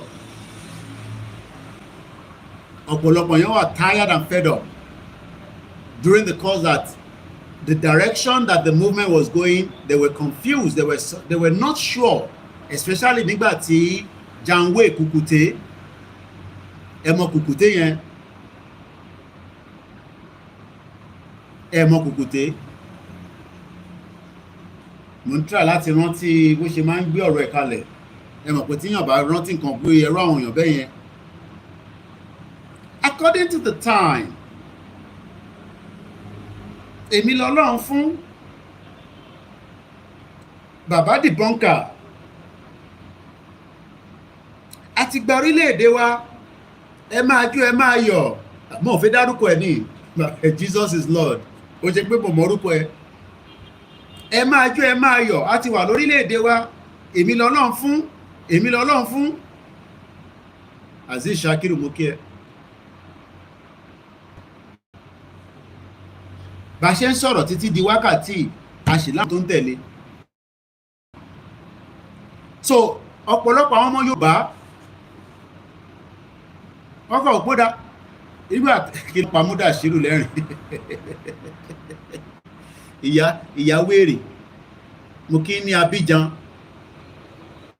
ìyá 2x2 bá ṣa sísítà mi ṣó yẹ kó rí bẹ́ẹ̀ ó fẹ́ fún lọ́rùn pa torí pé ó fún ṣó yẹ kó rí bẹ́ẹ̀ ní wàhálà ṣe tó pọ̀ ìyẹn náà wá fún lọ́rùn dáadáa kò fi lọ́rùn lẹ̀ ìyá wèrè Kùkùté 2x2 mo mọ bí ọpọlọ àwọn èèyàn ṣe yòrò ìyá yẹn ló mú gbogbo ìrìn àjò ó dá síbì kan bọ̀ ọlọ́run ò bà ìrìn àjò yẹn jẹ́ nígbà tí bàbá Akíntóyè tó ní ẹ fi sílẹ̀ tí ó náà lọ́lọ́run fún ẹ̀yẹn fi sílẹ̀ ẹja máa bá ìrìn àjò yẹn lọ so mo kí ìyá wa yẹn mo dúpẹ́ lọ́wọ́ yín ẹ ti dùn yàn nú lẹ́ni kò ń ṣèmi lẹ dùnú àwọn èèyàn máa rò pé bí ata bá ní kọ́ sọ́pọ́ọ̀tì bí àǹtí máa jẹ ní mọ́mí wa yẹn lórí show ó ti pẹ́ tó ti bí àwọn ọ̀tẹ̀ gbọ́ program mọ́ nígbà tí gbogbo ẹ ti sún wọn understand gbogbo ẹ sún everybody it's understandable orí live show tá à ń ṣe lọ tí mo ní a fẹ́ ra fóònù fún yàn kan pé ká yọnu owó tó wà ńlẹ̀ nìyá yẹn wá sọ fún mi pé àwọn èèyàn tẹ́ ń pè mí sí kọ́mẹ́ǹtì ẹni pé Mr. Koiki yàn kan ń béèrè lọ́wọ́ yín mo lè confirm pé wọ́n send 400,000 pé ká fi ra fóònù méjì àwọn èèyàn kan wà tẹ́ pé wọ́n wà ready but ó mọ direction tó ń lọ èmi kọ́ lọ fún lówó yẹn mo rẹ̀ ti dun ìkànnà àwọn tó jẹ́ staff wa 200,000 mo ti send ẹ̀ sí ó ti ra fóònù yẹn mo rẹ̀ ti share rìsíìtì fóònù even though pé wọ́n béèrè lọ́wọ́ mi yáyàn béèrè lọ́wọ́ mi àti fídíò ẹni yẹn èmi kí mo fi fóònù ṣe gbogbo ètò wà lọ́wọ́ mi mo ti lò tán mo ní ìyà kan ló ń jẹ èmi ẹ̀yin tí ẹ wà in danger ní kájọ gbara wa sílẹ̀ èèyàn mélòó la fẹ́ ra fóònù fún but tá a bá wà ní country tó ń ṣiṣẹ́ wàá lọ ṣiṣẹ́ wo fóònù tí mò ń lò yìí òun ni ìdí mo fi ń ṣe Facebook Koikimedia every month ni mò ń san repayment as a contract phone ní London the last bill tó send sí ni £42 ni ó mọ̀ pé tó bá send owó pọ́fẹ́ yọwọ́ l'account àwọn tó wà ní UK ló lè understand because yóò ṣe direct debit ní Nàìjíríà àbẹ́ máa ń ṣe direct debit tó bá dénú account tó bá báwó ń bẹ̀ èyí tẹ́ wà ní UK kí ló máa ṣẹlẹ̀ wọ́n dénú account yẹn ní last month wọ́n báwó ń bẹ̀ ó ta padà mo ṣẹ̀ wá san owó yẹn later ní £42 but I have a good phone that I'm using phone 1 2 3 4 5 6 7 mẹ́fà ló wà lọ́wọ́ mi bí ṣe ń ṣe program báyìí eléyìí la fi ń gba call gbogbo ìtókù a fi ń ṣe program látara pé mò ń ṣiṣẹ́ ni mo ṣe lè gba fóònù ní London kò ń ṣe gbogbo èèyàn náà ló lè gbà á náà máa ń gba easy byte àbí bẹ́ẹ̀ kọ́ kí ni mo fẹ́ fààyàn bẹ́ẹ̀ ni pé àwọn ọmọ Yorùbá tó wà níta rẹ́dì láti ṣe ẹ̀tọ́ kírìn àjò yìí lè lọ síwájú but ọ̀pọ̀lọpọ̀ ìntí à ń ṣe bọ̀ tí irú àwọn ìyá yẹn fẹ́ dàrú ó jẹ́ kó sú ẹlòmíì wọ́n náà wọ́n lè ṣe mọ́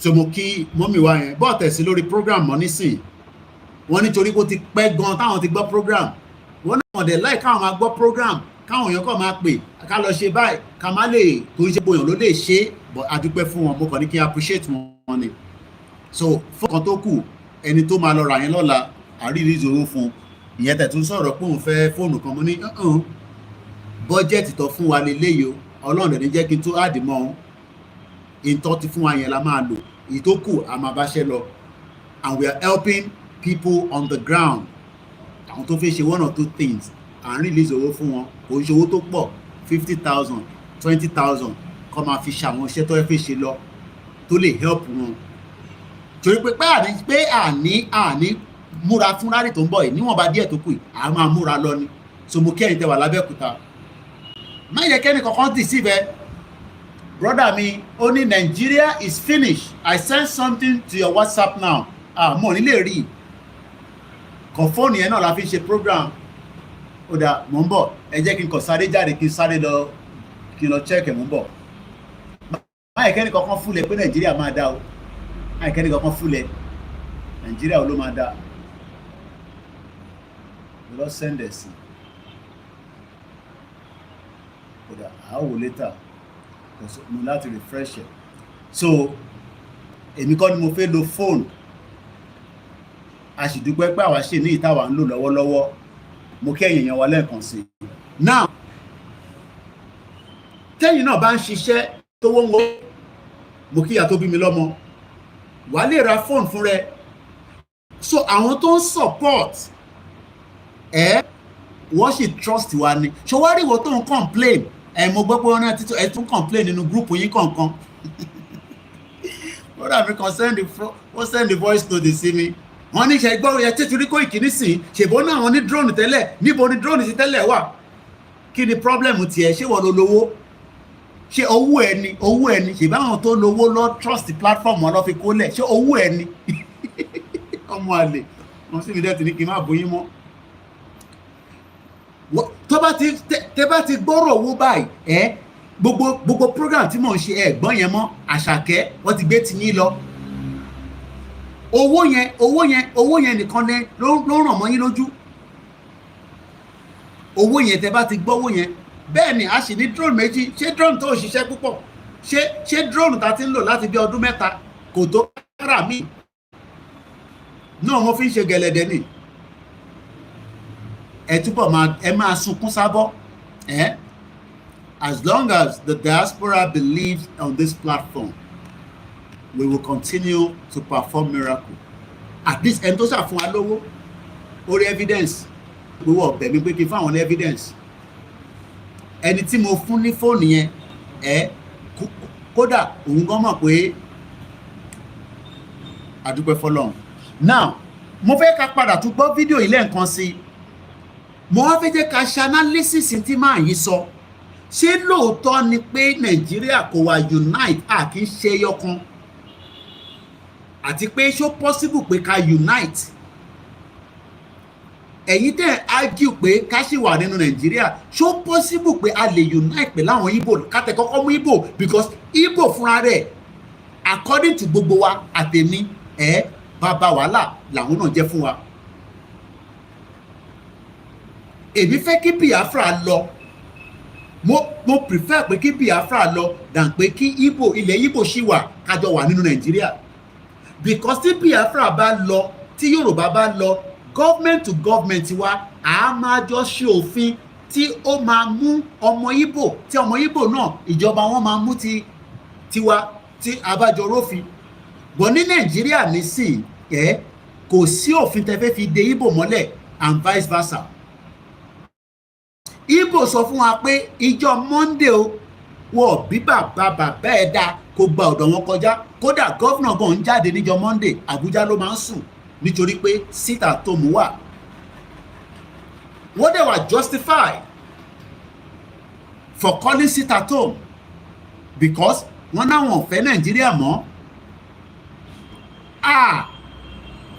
ọdí oríṣiríṣi ti jáde èmi ò gbọ́ ní mo kàn gbọ́ kékeré kan mo wá pe brother mi mo kàn rẹ́rìn wọ́n wà lábẹ́ ètò báyìí nísìn èlò láti gbà èlò lọ ti donate èyí tẹ́ ń ṣe fún wa àdúpẹ́ fẹ̀yìn kò ní tán bẹ́ẹ̀ and we will not disappoint you mo kí àwa Ọmọ́táyọ̀ mo kí gbogbo sisters mi a kó ọrọ̀ ajé ní ibùdó pa mọ̀ pé ọrọ̀ ajé ilẹ̀ Yorùbá ó ń decline ni ó ń decline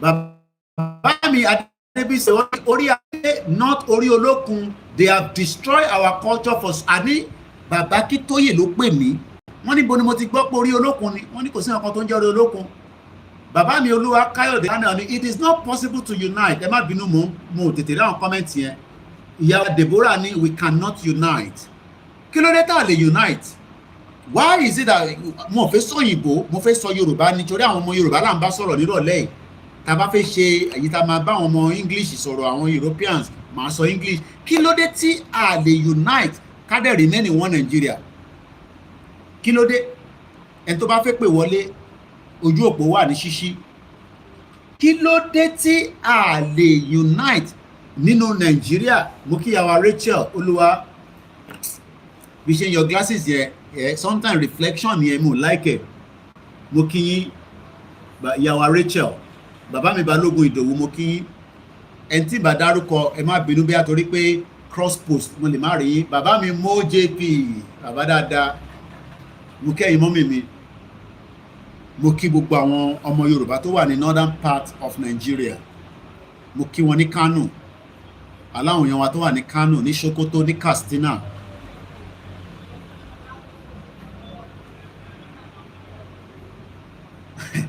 Shetima nìyẹn. One Nigeria, restructure my foot.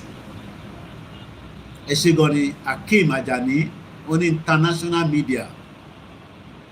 Ṣé ká kọ́kọ́ gbé yín débi international media àbí kí n parí ti ọ̀rọ̀ man tó sọ pé because sometimes when I bá ń ṣe program lọ nìkan bá ṣe rán mi létí ó bá ṣe wá sí mind mi ṣé kí n kọ́kọ́ gbé yín wọ international news ṣé ká lọ gbọ́ international news wọ́n ti mú kankan wá nígbà tá a parí program yẹn for another 1 hour mo lọ ṣá I was doing a lot of things because I was also going to be traveling.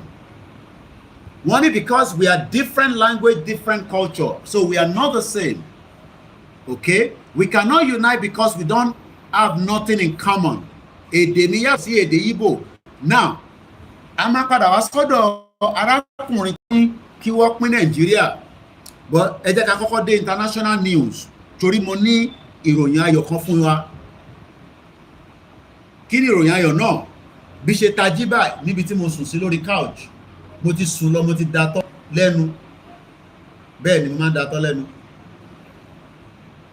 Kò easy jí látago 5. Mo ṣọ́ra. Mo ń tẹsẹ̀ dúró pé káwọn ọmọ Oòduà pè mí. Kò mo fẹ́ lọ bẹ̀rẹ̀ program láàárọ̀ yẹn. Mo dẹ̀ mọ̀ pé mo mọ time tí àwọn máa pè mí tó bá ti wà lórí bus, London bus. Nígbà tí mo bá wọn sọ̀rọ̀ tán, ọkàn mi balẹ̀. Ìgbà yẹn la wá bẹ̀rẹ̀ program. But láàárín pé mo jókòó yẹn, nígbà yẹn mo release the audio 5 minutes. Doing a lot of things. Now, ẹ jẹ́ kí n gbé yín débì kan. So bí wà tí mo sùn tí mo máa tají.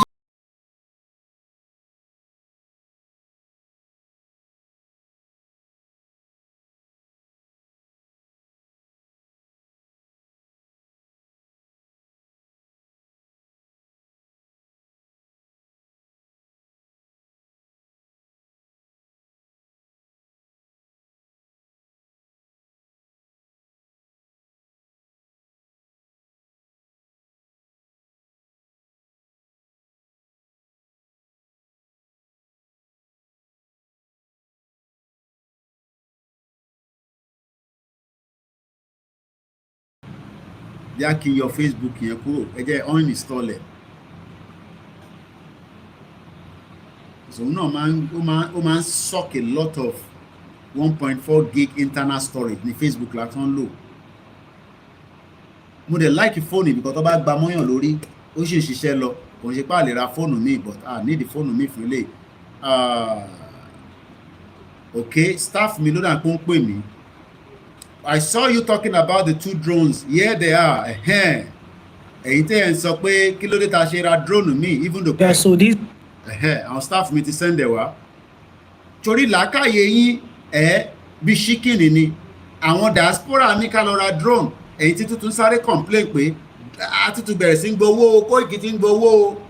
Owó yẹn ṣáà ni ó wà lẹ́mìí yín. Ẹja gbọ́n tí staff mi send wá. Ó yá ẹja jọ gbọ́. Yeah, so these are the 2 drones. This one we used it to carry la fi gbé flag ní Abẹ́òkúta níwájú ilé Abíọ́lá nígbà yẹn. And this is ẹ má tí pẹ́ tó ń pè wá ṣe sùúrù. Ẹ̀rọ má tí pè mí ní sùúrù. Ẹ jẹ́ ká padà sẹ́yìn. Yeah, so these are the 2 drones. This one we used it to carry la fi gbé flag ní Abẹ́òkúta níwájú ilé Abíọ́lá nígbà yẹn. And this is another one, the small one. So the 2 are not functioning. One is having battery issue and the other one is not working also. Kò ń ṣe pé drone yẹn wà available but kò ṣiṣẹ́. Ṣàmàlọ́mà service yẹn ni. So mo kí èèyàn wa lẹ́ẹ̀kan sí. So mo kí àwọn staff wa tó ń ṣiṣẹ́ takuntakun round the clock. Now, ẹ jẹ́ ká padà sí mo ti delete Facebook orí fóònù so ó ti fún wa ní a bit of opportunity láti access WhatsApp. So ibi tí mo sùn sí bí ṣe tají báyìí mo kàn gbọ́ tí wọ́n ń sọ̀rọ̀ ẹ̀mọ̀ kíyàn ṣẹ̀jì lójú oorun 3 calls ló wọlé. Ẹ̀yin tẹ́ fẹ́ ràwé bàbá Kítóyè ní Yoruba land bàbá ti ní wọ́n ní 200 copies so wọ́n máa fún mi ní nọ́mbà ẹni tó wà lọ́wọ́ ẹ̀ tí nọ́mbà yẹn bá ti dọ́wọ́ mi ẹ̀yin tẹ́ ń pè mí tẹ́ ní ẹ fẹ́ rà wọ́n máa surprise fún mi wọ́n surprise so màá lè gba details ẹ̀ fún yín oyè yín nísìn so bí ṣe tají lórí tv because èmi ò ń pa tv mi àti internet gbogbo ẹ̀ máa ń ṣiṣẹ́ news ẹ̀ dẹ̀ mọ̀ pé program kan tó bá ṣe tán á kọ automatically lọ sọ́nà ọ̀dà wọn ni so kò ṣe pé mi ni mo gbé sórí tí mo fẹ́ fi play fún yín nísìn ìgbà tí máa kọ gbọ́ mo kàn gbọ́ tí wọ́n sọ̀rọ̀ nípa Jamaica Britain colonization mo ní àbí mo gbọ́ dáadáa mo sáré increase the volume arákùnrin tó sọ̀rọ̀ wọ́n play in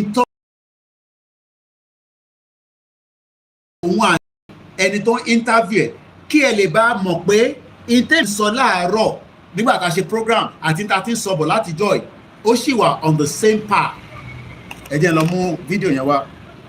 He spoke at a long length of about close to 4 minutes. Gbogbo tó dẹ̀ sọ ó dá lórí àwọn tí wọ́n understand in táwọn òyìnbó ṣe fún wa. Màá jẹ́ kẹ́ gbọ́ nísìn. English náà ló fi sọ̀rọ̀ but gbogbo àná la gbọ́ ṣúkúṣúkú díẹ̀díẹ̀. Mo kí gbogbo alẹ́ nǹkan sí i. I just pray ẹ jẹ́ refresh YouTube mi ó gbọ́dọ̀ wà nínú history yẹn kódà pé mo tẹ̀ share gan sí mbọ̀ ẹ wá ní understanding pé so bí Koiki náà ṣe máa ń sọ yìí bẹ́ẹ̀ náà ni àwọn kan náà ṣe máa ń àwọn yes headline ni fídíò yẹn fáyìn tí ẹ bá fẹ́ lọ wá màá kọ́kọ́ fún yín ní headline ẹ̀ àti mò ń bọ̀ máa padà sẹ́yìn kódà mo fẹ́ jẹ́ ká wo nǹkan fi ṣe picture thumbs ẹ̀ ó lè má ṣe ò dáadáa ó ní King Charles tó wà láàrin bọ̀bọ̀ ọmọ Jamaica yẹn òun wà along the left then there was another person on the right but the title of the interview òun ni wọ́n pè ní Jamaica Antigua Barbuda may cut ties with British monarch and renew call for reparation for slavery. Ṣé mo sọ̀rọ̀ slave àbí mo sọ̀rọ̀ slave nínú program tí mo ṣe láàárọ̀? Ẹ jọ̀ọ́ ẹ̀yin tẹ́ bá wà lórí ètò yẹn àbẹ̀yin tẹ́ bá ti gbọ́ ẹ bá mi fi sínú comment section tí yàn ní bàjẹ́. Mo kíyà mi Ọmọbọ́láńlé Sàká wọ́n ti communicate pẹ̀lú àwọn tí wọ́n gbọ́dọ̀ bá sọ̀rọ̀ nígbà tá a bá máa jáde fún rally.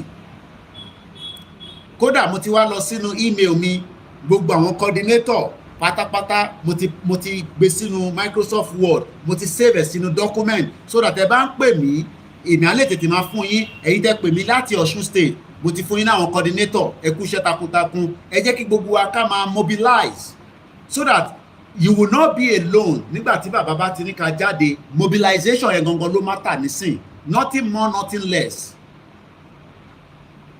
Mo kí Ẹyẹmí Fátókí báwo ni mo ṣe fi wà láfíríkà tó tún send owó pé kí n máa mu coffee kò ní bàjẹ́ fún ẹ láíláí.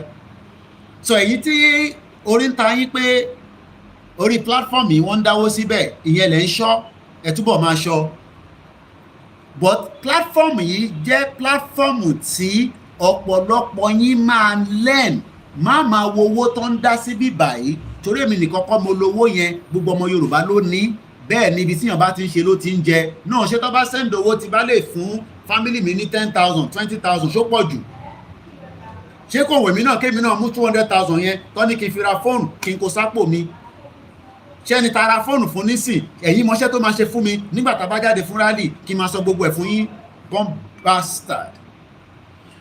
Dennis mo kí ẹ mo sọ̀rọ̀ nípa slave trade àbí mo sọ̀rọ̀ ẹ̀ tí mo ní wọ́n kọ́ àwọn bàbá wa lẹ́rú tó ń jù wọ́n sínú omi tó ń fi wọ́n sínú alligator ọmọ tó ń pè alligator tó dàbí crocodile tẹ́bí bá ń pa àwọn yẹn wá mú odindi èèyàn wá jù sí wọn kó jẹ in táwọn òyìnbó yìí ṣe fún wa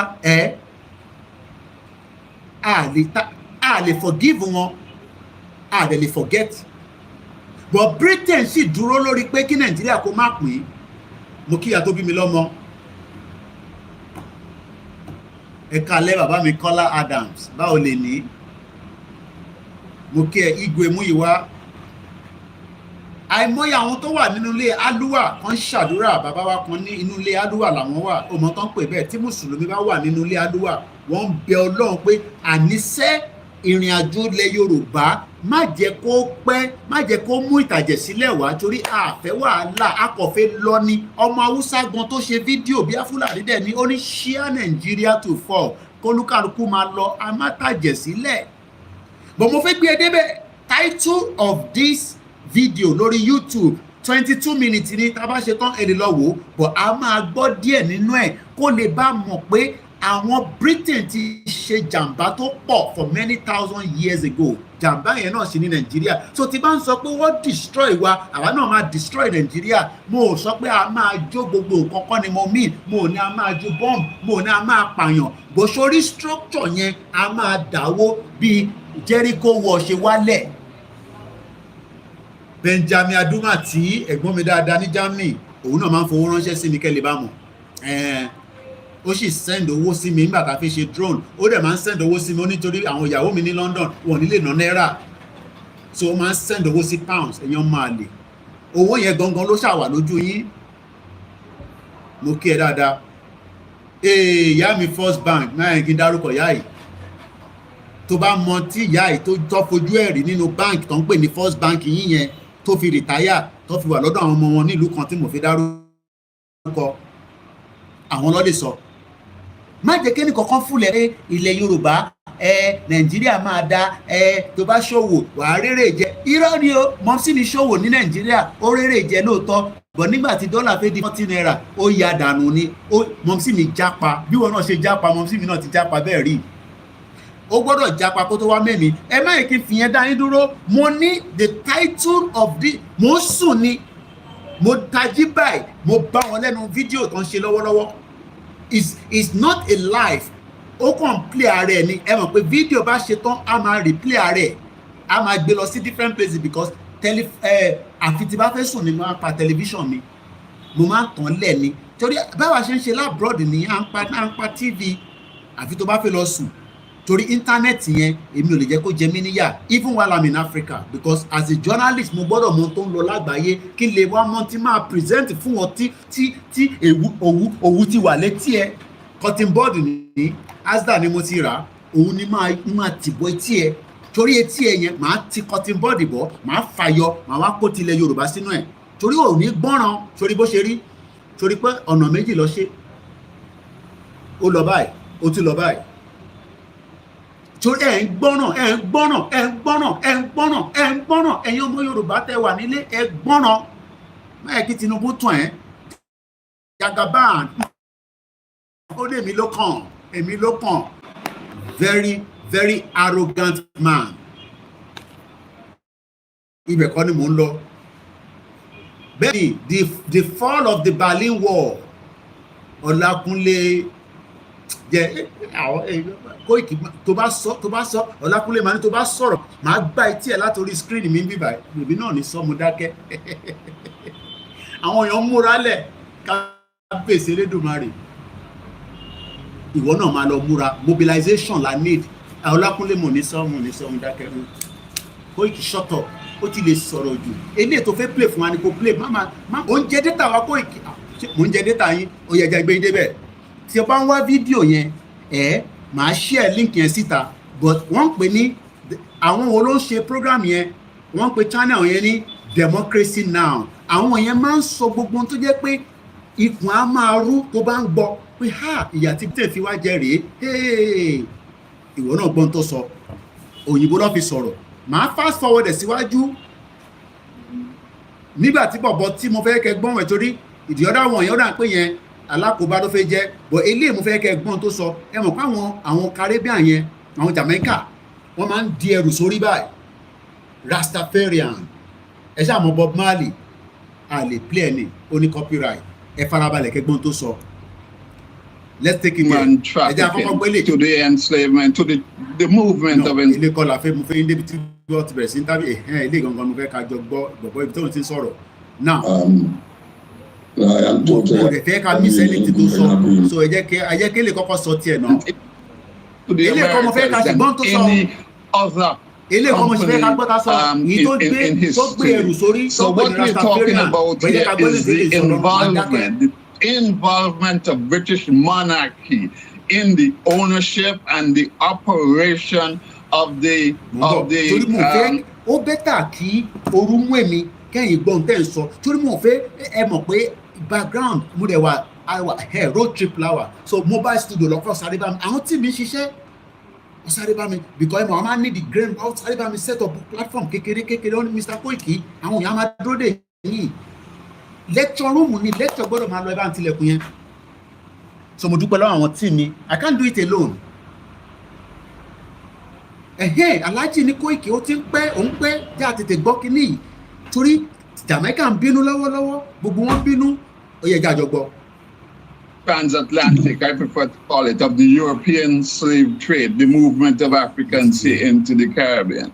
And so we now see this movement, and even before Charles I, we can be addressing Elizabeth I, and we see this recurrence, of course, in the names that we're talking about. And so we now supposedly should be mourning the death of Elizabeth II and welcoming a Charles III.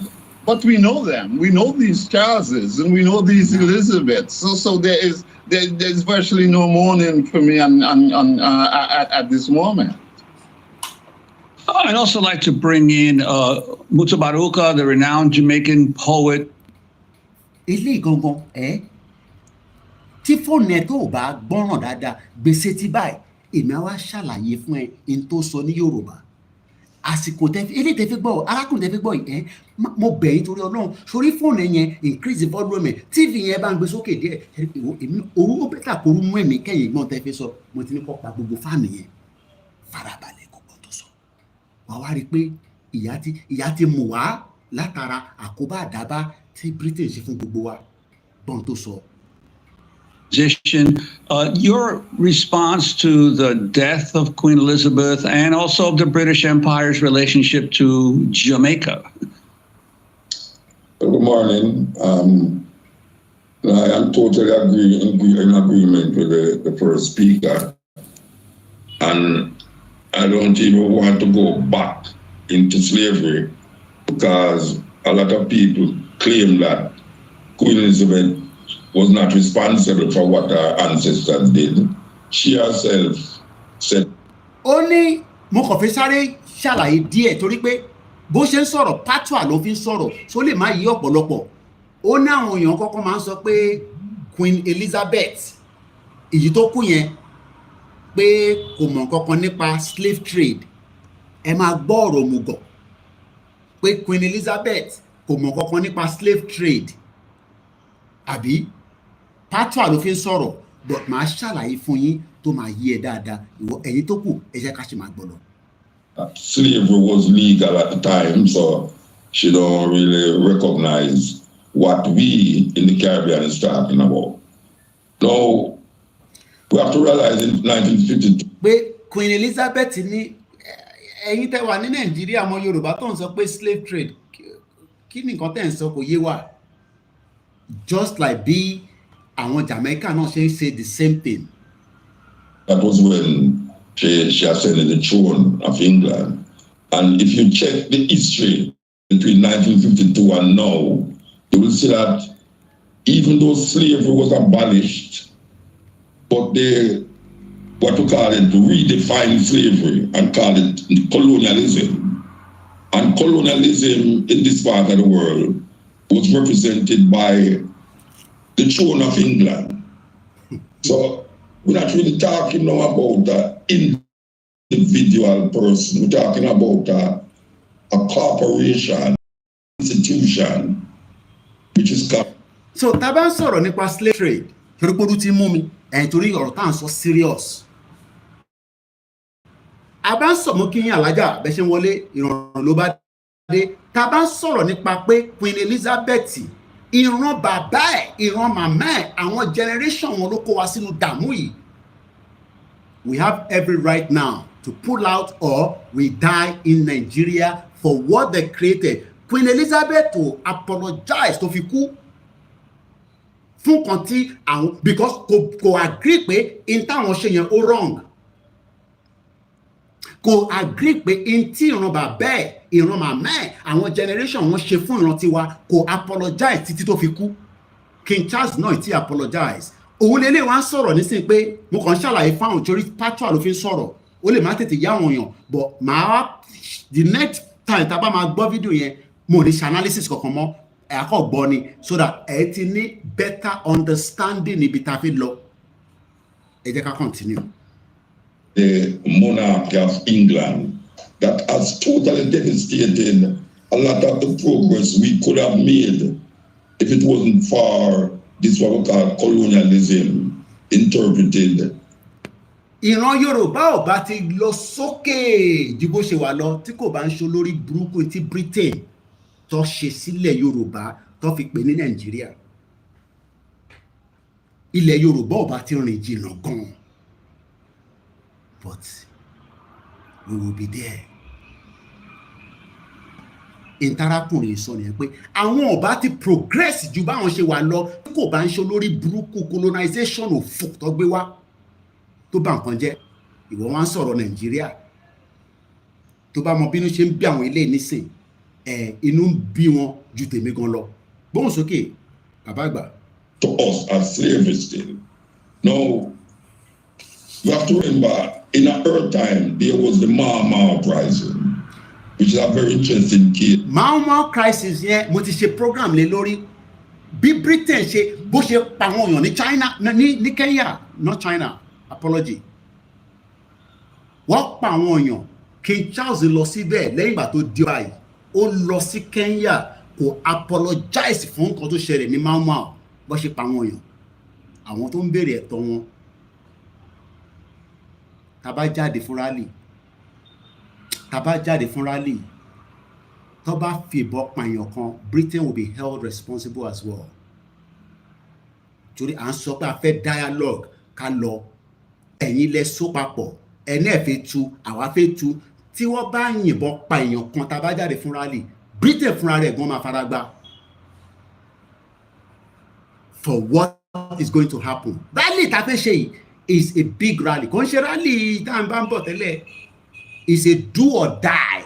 Wàá lọ dira, wàá lọ ṣe gbogbo ohun tó bá gbà pé kí rally kí ó lè wà successful. Torí bàbá kí tó yẹ sọ pé a gbọ́dọ̀ tún ṣe rally míì mọ́ lẹ́yìn eléyìí. O rò pé nǹkan kékeré ni. Gbóhùn sókè. God, she was actually named Queen of England when she was in Kenya.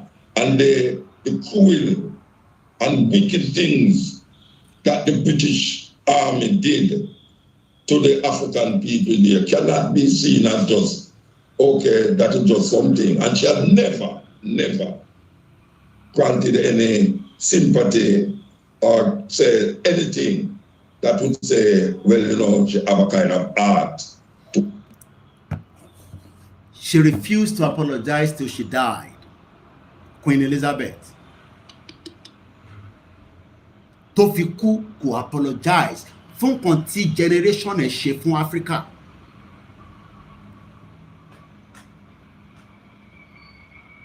We cannot fail what we've started.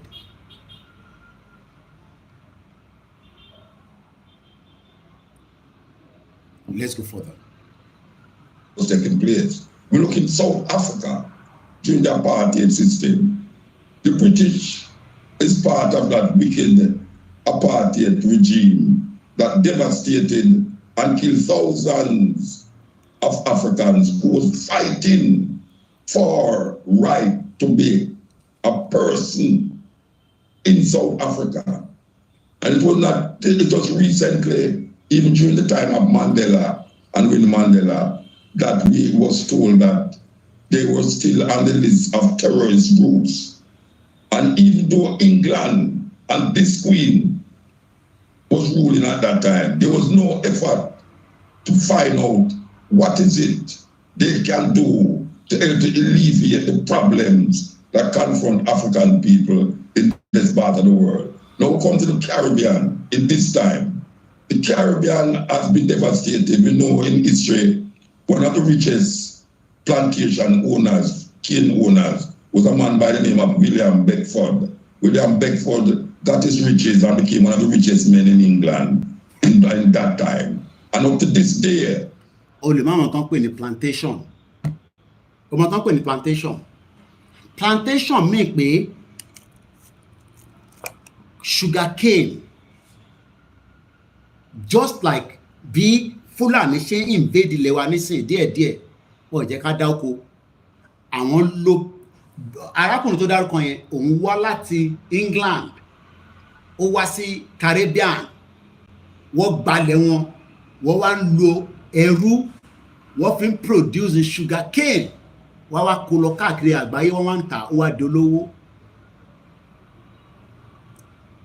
Mo sọ láàárọ̀ yìí mo ní inti Britain ṣe fún India òun ló lọ lọ́nkàn yẹn close to $80 trillion lọ research ẹ̀ kó padà kó nírọ́ ni mo pa níbí báyìí àìtí mo figure tó ṣe fún tọ̀dọ̀ tiwa but the Indian close to $80 trillion value of owó tí wọ́n jí lọ́wọ́ India. Gbóhùn sókè brother mi a tún máa gbọ́ lẹ́ẹ̀kan sí but this time màá kọ́ clear straight without any interruption. When we recognize how much people died because of the institutionalized slavery that they call colonialism, up to this day, the movement of our people, especially in Jamaica now, where our constitution. Ọmọ Yẹmí tó bá lọ látara slave trade. So yẹn tẹ bí wọn nù kò upset ẹ ká forget ẹ. Àwọn ìyá tó jù sómi, àwọn bàbá tó jù sómi, tó ń gbádùn ayé wọn níbi tó rọra wà, tó wá di pé wọ́n kó wọn lẹ́rú, wọ́n lọ ń dà wọ́n sórí omi. Was given to us by England through the hands of the so-called Bustamante and Norman Manley, who was recognized during that time in 1962 when Jamaica was supposed to be getting independent. They went to England and they got a constitution that is now part and parcel of what Jamaicans are supposed to live by. And when we look at that constitution, it does not include ownership of land in Jamaica. You got this up? Constitution wọn bí wá láti England kò recognize the owner of the land. If there's another way tí mo fi lè fi òwú yìí sí etí yín ṣé etí ẹ yẹn kí n ti òwú yìí bọ̀ ọkọ tí ń bọ̀dì kí wọ́n á gbọ́n yọ kó lè bá gbọ́n tí mò ń sọ. Mo ní constitution tí Nàìjíríà máa kọ́kọ́ lò pé nígbà tó dá Nàìjíríà ní 1960 tó create England ni wọ́n ti dálẹ̀. Sórí parliament tó rí yẹn ní UK yẹn jàǹbá tó ti ṣe káàkiri gbogbo àgbáyé kò ń ṣe kékeré. Ó lè mọ̀nà ó débẹ̀ rí ó mọ bó ṣe ń lọ ìyẹn la ṣe ń ṣe lecture níbí báyìí kó lè bá yé wa ká lè bá mọ reason tá ṣe jáde ìjọ ẹlòmíì tó bá ní ká jáde ó fẹ́ tì wá sẹ́nu kú àbí ń tẹ́ ìsọkọ́ nìyẹn. Wọ́n draft the constitution fáwọn Jamaica láti England ní 1962.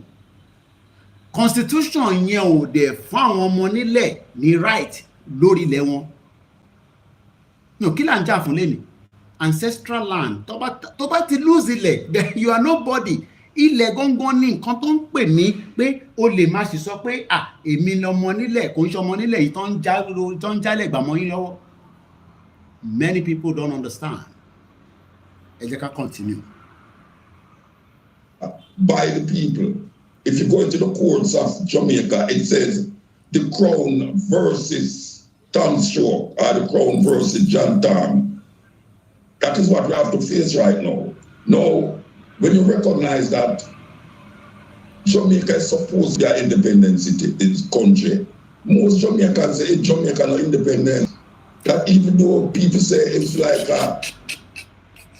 when I say Nigerians are not independent, we don't have independence. Hey, shut up. We are an independent country. We are an independent country. And the Pelori program, because you can see I've got calls coming through, important calls. We have independent. Koiki. Well, how do you know we are not independent? Didn't you see when they do independence in Nigeria in 1960, October 1st? Not sure. Let me take it back and let you listen. Ìmọ̀lọ́ kọ̀ọ̀fì gbatẹ́gùn díẹ̀ níta. Ìkọ̀gbọ́ tí bàbá yẹn ibi tó ti máa bẹ̀rẹ̀. Let's listen. Poet, musician, your response to the death of Queen Elizabeth and also of the British Empire's relationship to Jamaica. Good morning. I am totally in agreement with the first speaker. I don't even want to go back into slavery because a lot of people claim that Queen Elizabeth was not responsible for what her ancestors did. She herself was legal at the time, so she don't really recognize what we in the Caribbean is talking about.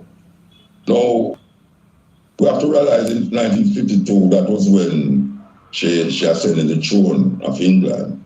And if you check the history between 1952 and now, you will see that even though slavery was abolished, but they, what we call it, redefined slavery and call it colonialism. And colonialism in this part of the world was represented by the throne of England.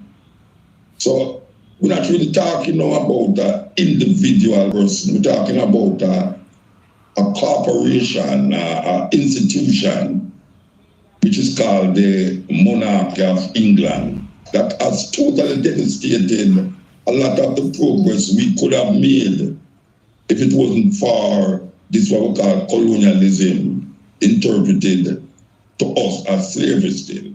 Now, we have to remember, in her time, there was the Mama uprising, which is a very interesting case because she was actually named Queen of England when she was in Kenya. And the cruel and wicked things that the British Army did to the African people there cannot be seen as just, okay, that is just something. And she had never granted any sympathy or said anything that would say, well, you know, she have a kind of art to what was taking place. We look in South Africa during the apartheid system. The British is part of that wicked apartheid regime that devastated and killed thousands of Africans who was fighting for right to be a person in South Africa. And it was recently, even during the time of Mandela and Winnie Mandela, that we was told that they were still on the list of terrorist groups. And even though England and this queen was ruling at that time, there was no effort to find out what is it they can do to alleviate the problems that confront African people in this part of the world. Now we come to the Caribbean in this time.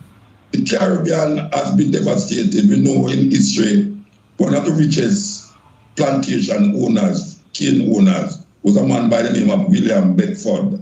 William Beckford got his riches and became one of the richest men in England in that time. And up to this day, when we recognize how much people died because of the institutionalized slavery that they call colonialism, up to this day, the movement of a people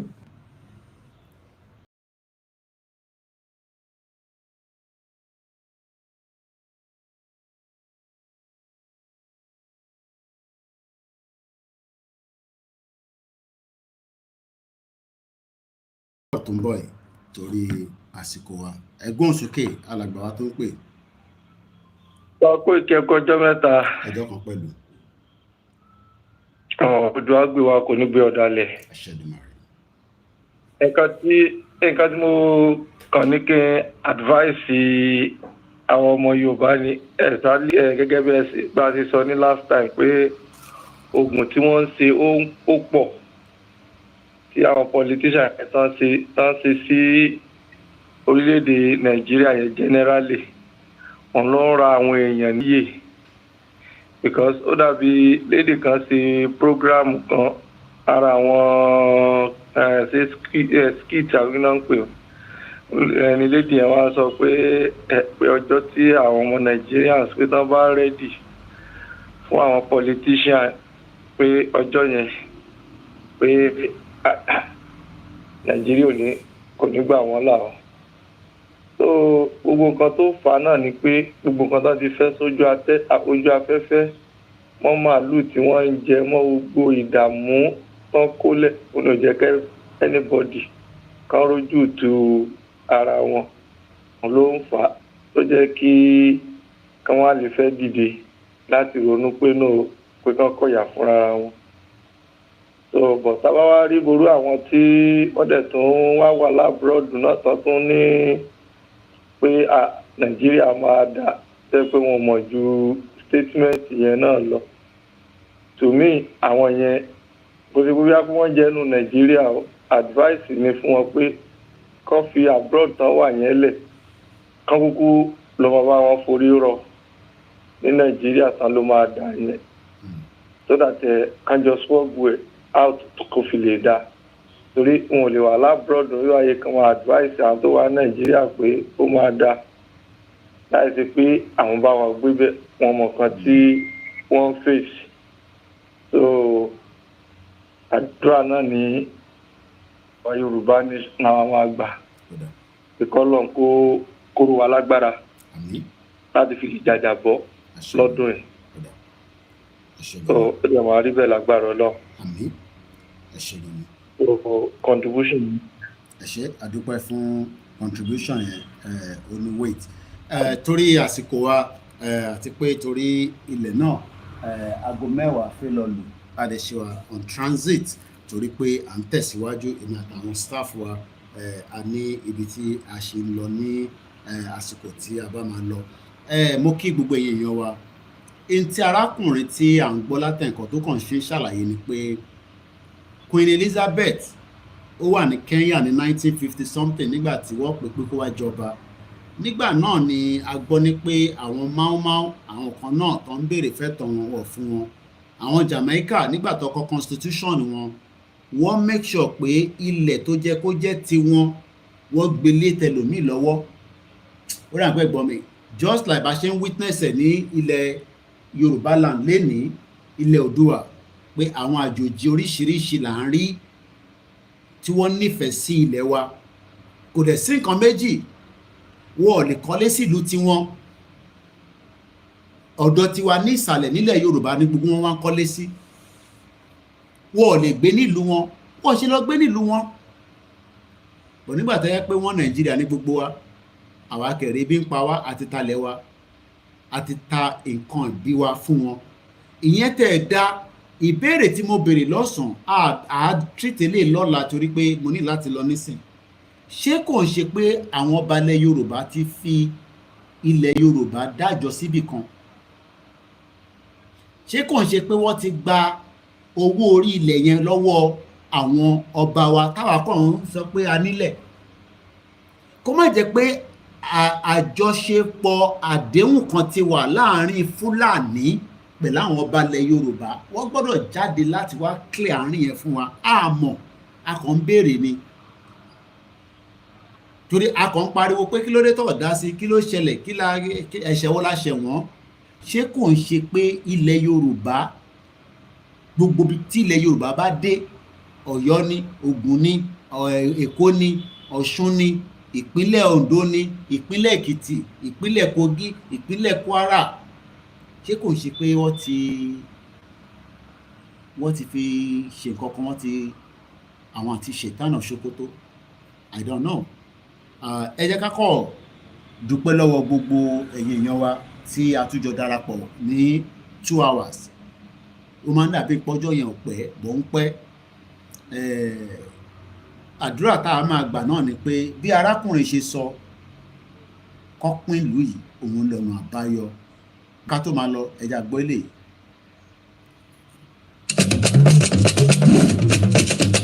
Yorùbá tó bá kọ́ lọ́lá tó kọ̀ lólu fíran kọ̀lọ̀rọ̀ sí ajínasẹ̀ tí ń jẹun ají gan ni. Yàrá tọ́fà kíkọ́rí káwọ̀ ní tukànnà lọ́rùn ìran aládé. Ó di dandan káwa pàápàá tẹ́rù ara wa pa. Akẹ́hùn sọ̀rọ̀ sókè lálálá wípé a ò ṣe mọ́. Nínú ìwọ́de làmìlaka mẹ́kàrálì tó bọ́ dẹ̀dẹ̀ lórígun mẹ́rẹ̀ẹ̀rin ilẹ̀ Yorùbá.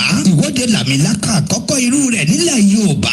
Táwọn akọni wa, aṣáájú wa, òun tàwọn olórí ogun wa, generals wa gbogbo wọ́n tán wámúwámú láti ṣáájú ó sì mọ kẹwọn sọ̀rọ̀ sókè wípé òmìnira ilẹ̀ Yorùbá di dandan pẹ̀lú àwọn ọkọ̀ ọ̀jọ̀ká àlàkalẹ̀ ètò láti pèsè sílẹ̀ tá ò lè sọ lórí afẹ́fẹ́ nítorí àwọn ṣèké ṣáájú gbogbo tó wà láàrin wa gẹ́gẹ́ bí ọmọ Yorùbá rere àti ọmọ ìran aládé tí gbogbo wa ti jọ wá ohun tá a fẹ́ ni pé kí gbogbo ọmọ Yorùbá nílé lóko àti lókè òkun lọ múra sílẹ̀ de ìwọ́de làmìlaka tí ó wáyé nínú oṣù karùn-ún yìí kẹ́kọ̀ọ́ náà gbáradì láti darapọ̀ mọ́ ìwọ́de làmìlaka tó ń bọ̀ yìí torí tó bá di gbẹgbẹgbẹ má gbé sẹ́kùlé mi ní o. Bákan náà fún àwọn tó bá fẹ́ ràn wá lọ́wọ́ pẹ̀lú ohun kan tàbí kejì lórí ìwọ́de làmìlaka tó ń bọ̀ yìí ẹ lè kàn sí wa látòrí www.yorubanationyouth.org fún àlàyé tàbí ìbéèrè síwájú ẹ lè pè tàbí kẹ́ WhatsApp Prophet Ayọ̀délé Ológunlolúwa Yorùbá Nation Youth Leader in all diaspora lórí +1-803-846-1116 tàbí Comrade Omeyo wọ́n jẹ́ Omla Yorùbá Nation Youth Leader lórí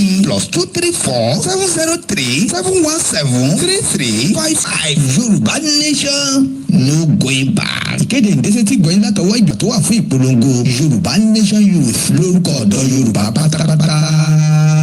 wọ́n kí gbogbo ìgbìyànjú wa pé kò ní já sásán adélẹ̀ lérí àmọ́ a gbọ́dọ̀ ṣiṣẹ́ débẹ̀ ni freedom kò ń ṣe tán fúnyàn lọ́fẹ̀ẹ́ èyí tí ẹ wà lórí WD tí bá gbára kúrò ẹ̀rí pa àwọn màálù tó wà níbẹ̀ yẹn àwọn màálù Fúlàní tó ń jọko káàkiri ilẹ̀ Yorùbá ni ẹ jẹ́ ká gbìyànjú ẹ̀yin tí ẹ wà lórí bíbá ẹ̀rí pé orí olókùn kọ́ ni o wọ́n ní orí adé ló ń jẹ́ gẹ́gẹ́ bí bàbá ṣe sọ fún wa so orí adé là á máa pè é àgbọ̀dọ̀ tún pè ní orí olókùn mọ́ ọ̀pọ̀lọpọ̀ nǹkan tí a mọ̀ òun náà la ṣe sọ pé tá bá délẹ̀ lérí iṣẹ́ ń bẹ tá máa ṣe mú kí gbogbo yín o ẹni tá bá dárúkọ fún ìdíkan àbídìkejì ẹ má fi ṣèbínú gbogbo yín náà ni a mọ̀ pé wà lórí ètò pẹ̀lú wa mo gbọ́dọ̀ lọ nísìnyí torí pé àwọn tíìmù wọ́n ti ń wáìn mi dáhùn pé ìrìnàjò wa ó sì ń tẹ̀síwájú mo kí bàbá wa Professor Adébánjí Akíntóyè bẹ́ẹ̀ ni mo kí the YSDM tó jẹ́ agbẹnusọ fún gbogbo ọmọ Yorùbá káàkiri without them àlè lè ṣe so much so adúpẹ́ lọ́wọ́ wọn fún iṣẹ́ takuntakun iṣẹ́ ribiribi tí wọ́n ń ṣe nígbà tí mo wá lọ bẹ́ẹ̀ mo kí bàbá wa olóyè Ọmọdéyẹmọ Ìgbòho Òòṣà mo kí Ajagun mo kí kọmíṣọlá kò gbọdọ̀ kú mo kí màmá tèmi náà mo kí gbogbo ìyá wa lọ́tún lọ́sì mo kí gbogbo ẹ̀yin ọ̀dọ́ mo kí gbogbo wa pé ẹ má yẹ ká bẹ̀rù ẹni tí ó máa ṣẹlẹ̀ ó ní kankan tí bàbá tú orí kan tó kọ what will be will be what will be will be bí a bọ́ ṣe kọ́ nìyẹn what will be will be àwa kọ́ la fi ṣe àwọn tó máa ṣe àwọn onílẹ̀ ló nílẹ̀ wọn but àwa physically has to be there wọ́n ní ẹ má bínú pé mo fi pòwe wọ́n ní kò sí tó ń bọ̀ lókè tílẹ̀ yóò lè gbà kò sí tó ti ṣẹlẹ̀ rí Sarah, what will be will be. The future is not ours to see. Sarah. Bàbá ló ń kọ́ ilé fún mi lánàá. What will be will be. The future is not for eba mi cause is not our own to say. Eba mi cause it out. Sarah. What? Bàbá ló ń kọ́ ilé yìí lánàá fún mi 90 years old. Ìwọ ń bẹ̀rù. Ṣé kí n tún fún yín ní encouragement? Ṣé mọ̀ pé bàbá Akíntóyè wọ́n bẹ̀rù kankan ṣá.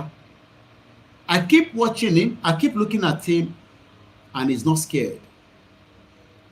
Bàbá ní àwọn ti ṣe tán, àwọn ti ready.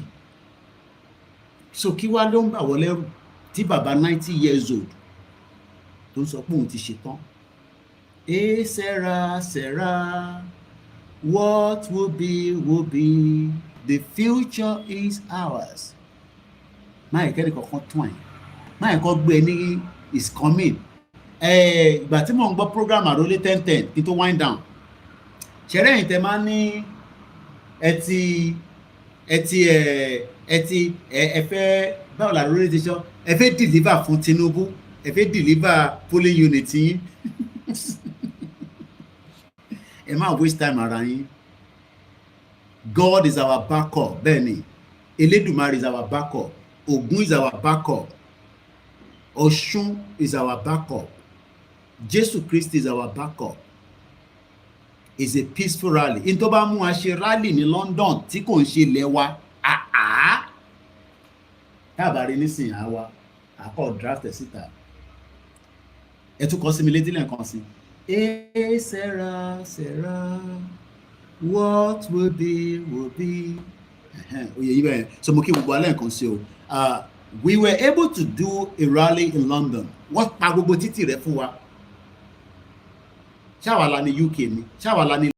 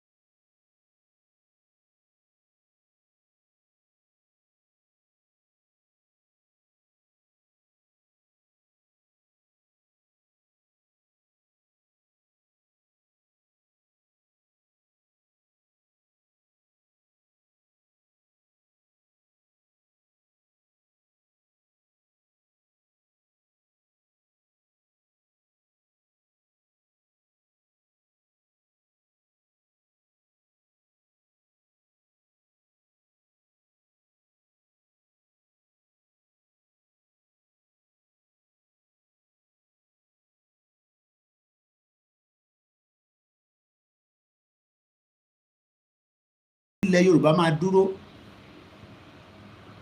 ẹlẹ́dẹ̀ apariwo adọ̀yọ̀. Má máa sọ pé ṣàti rẹ́dì, ṣàti ní gbogbo nǹkan. What will be will be. Ọmọ Yorùbá nóhun rẹ́dì, ìwọ ń sọ pé àìtí rẹ́dì, àìtí ṣetán. Lówó àwọn olóṣèlú, yes, lówó wọn. Ẹ̀yin tẹ̀ ń deliver polling unit fún wọn láti ọ̀tẹ̀ tí ń deliver. Ilé mélòó ló ti kọ́, oúnjẹ mélòó ló ń jẹnu ilé ẹ.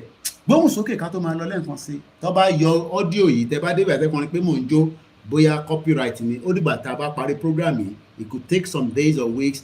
Tó bá ti yọ, àní lè máa lò mọ́. Tó bá ti yọ, àṣì máa lò lẹ́ẹ̀kọ̀ọ̀kan. If otherwise, ẹ máa gbọ́ ohun tèmi.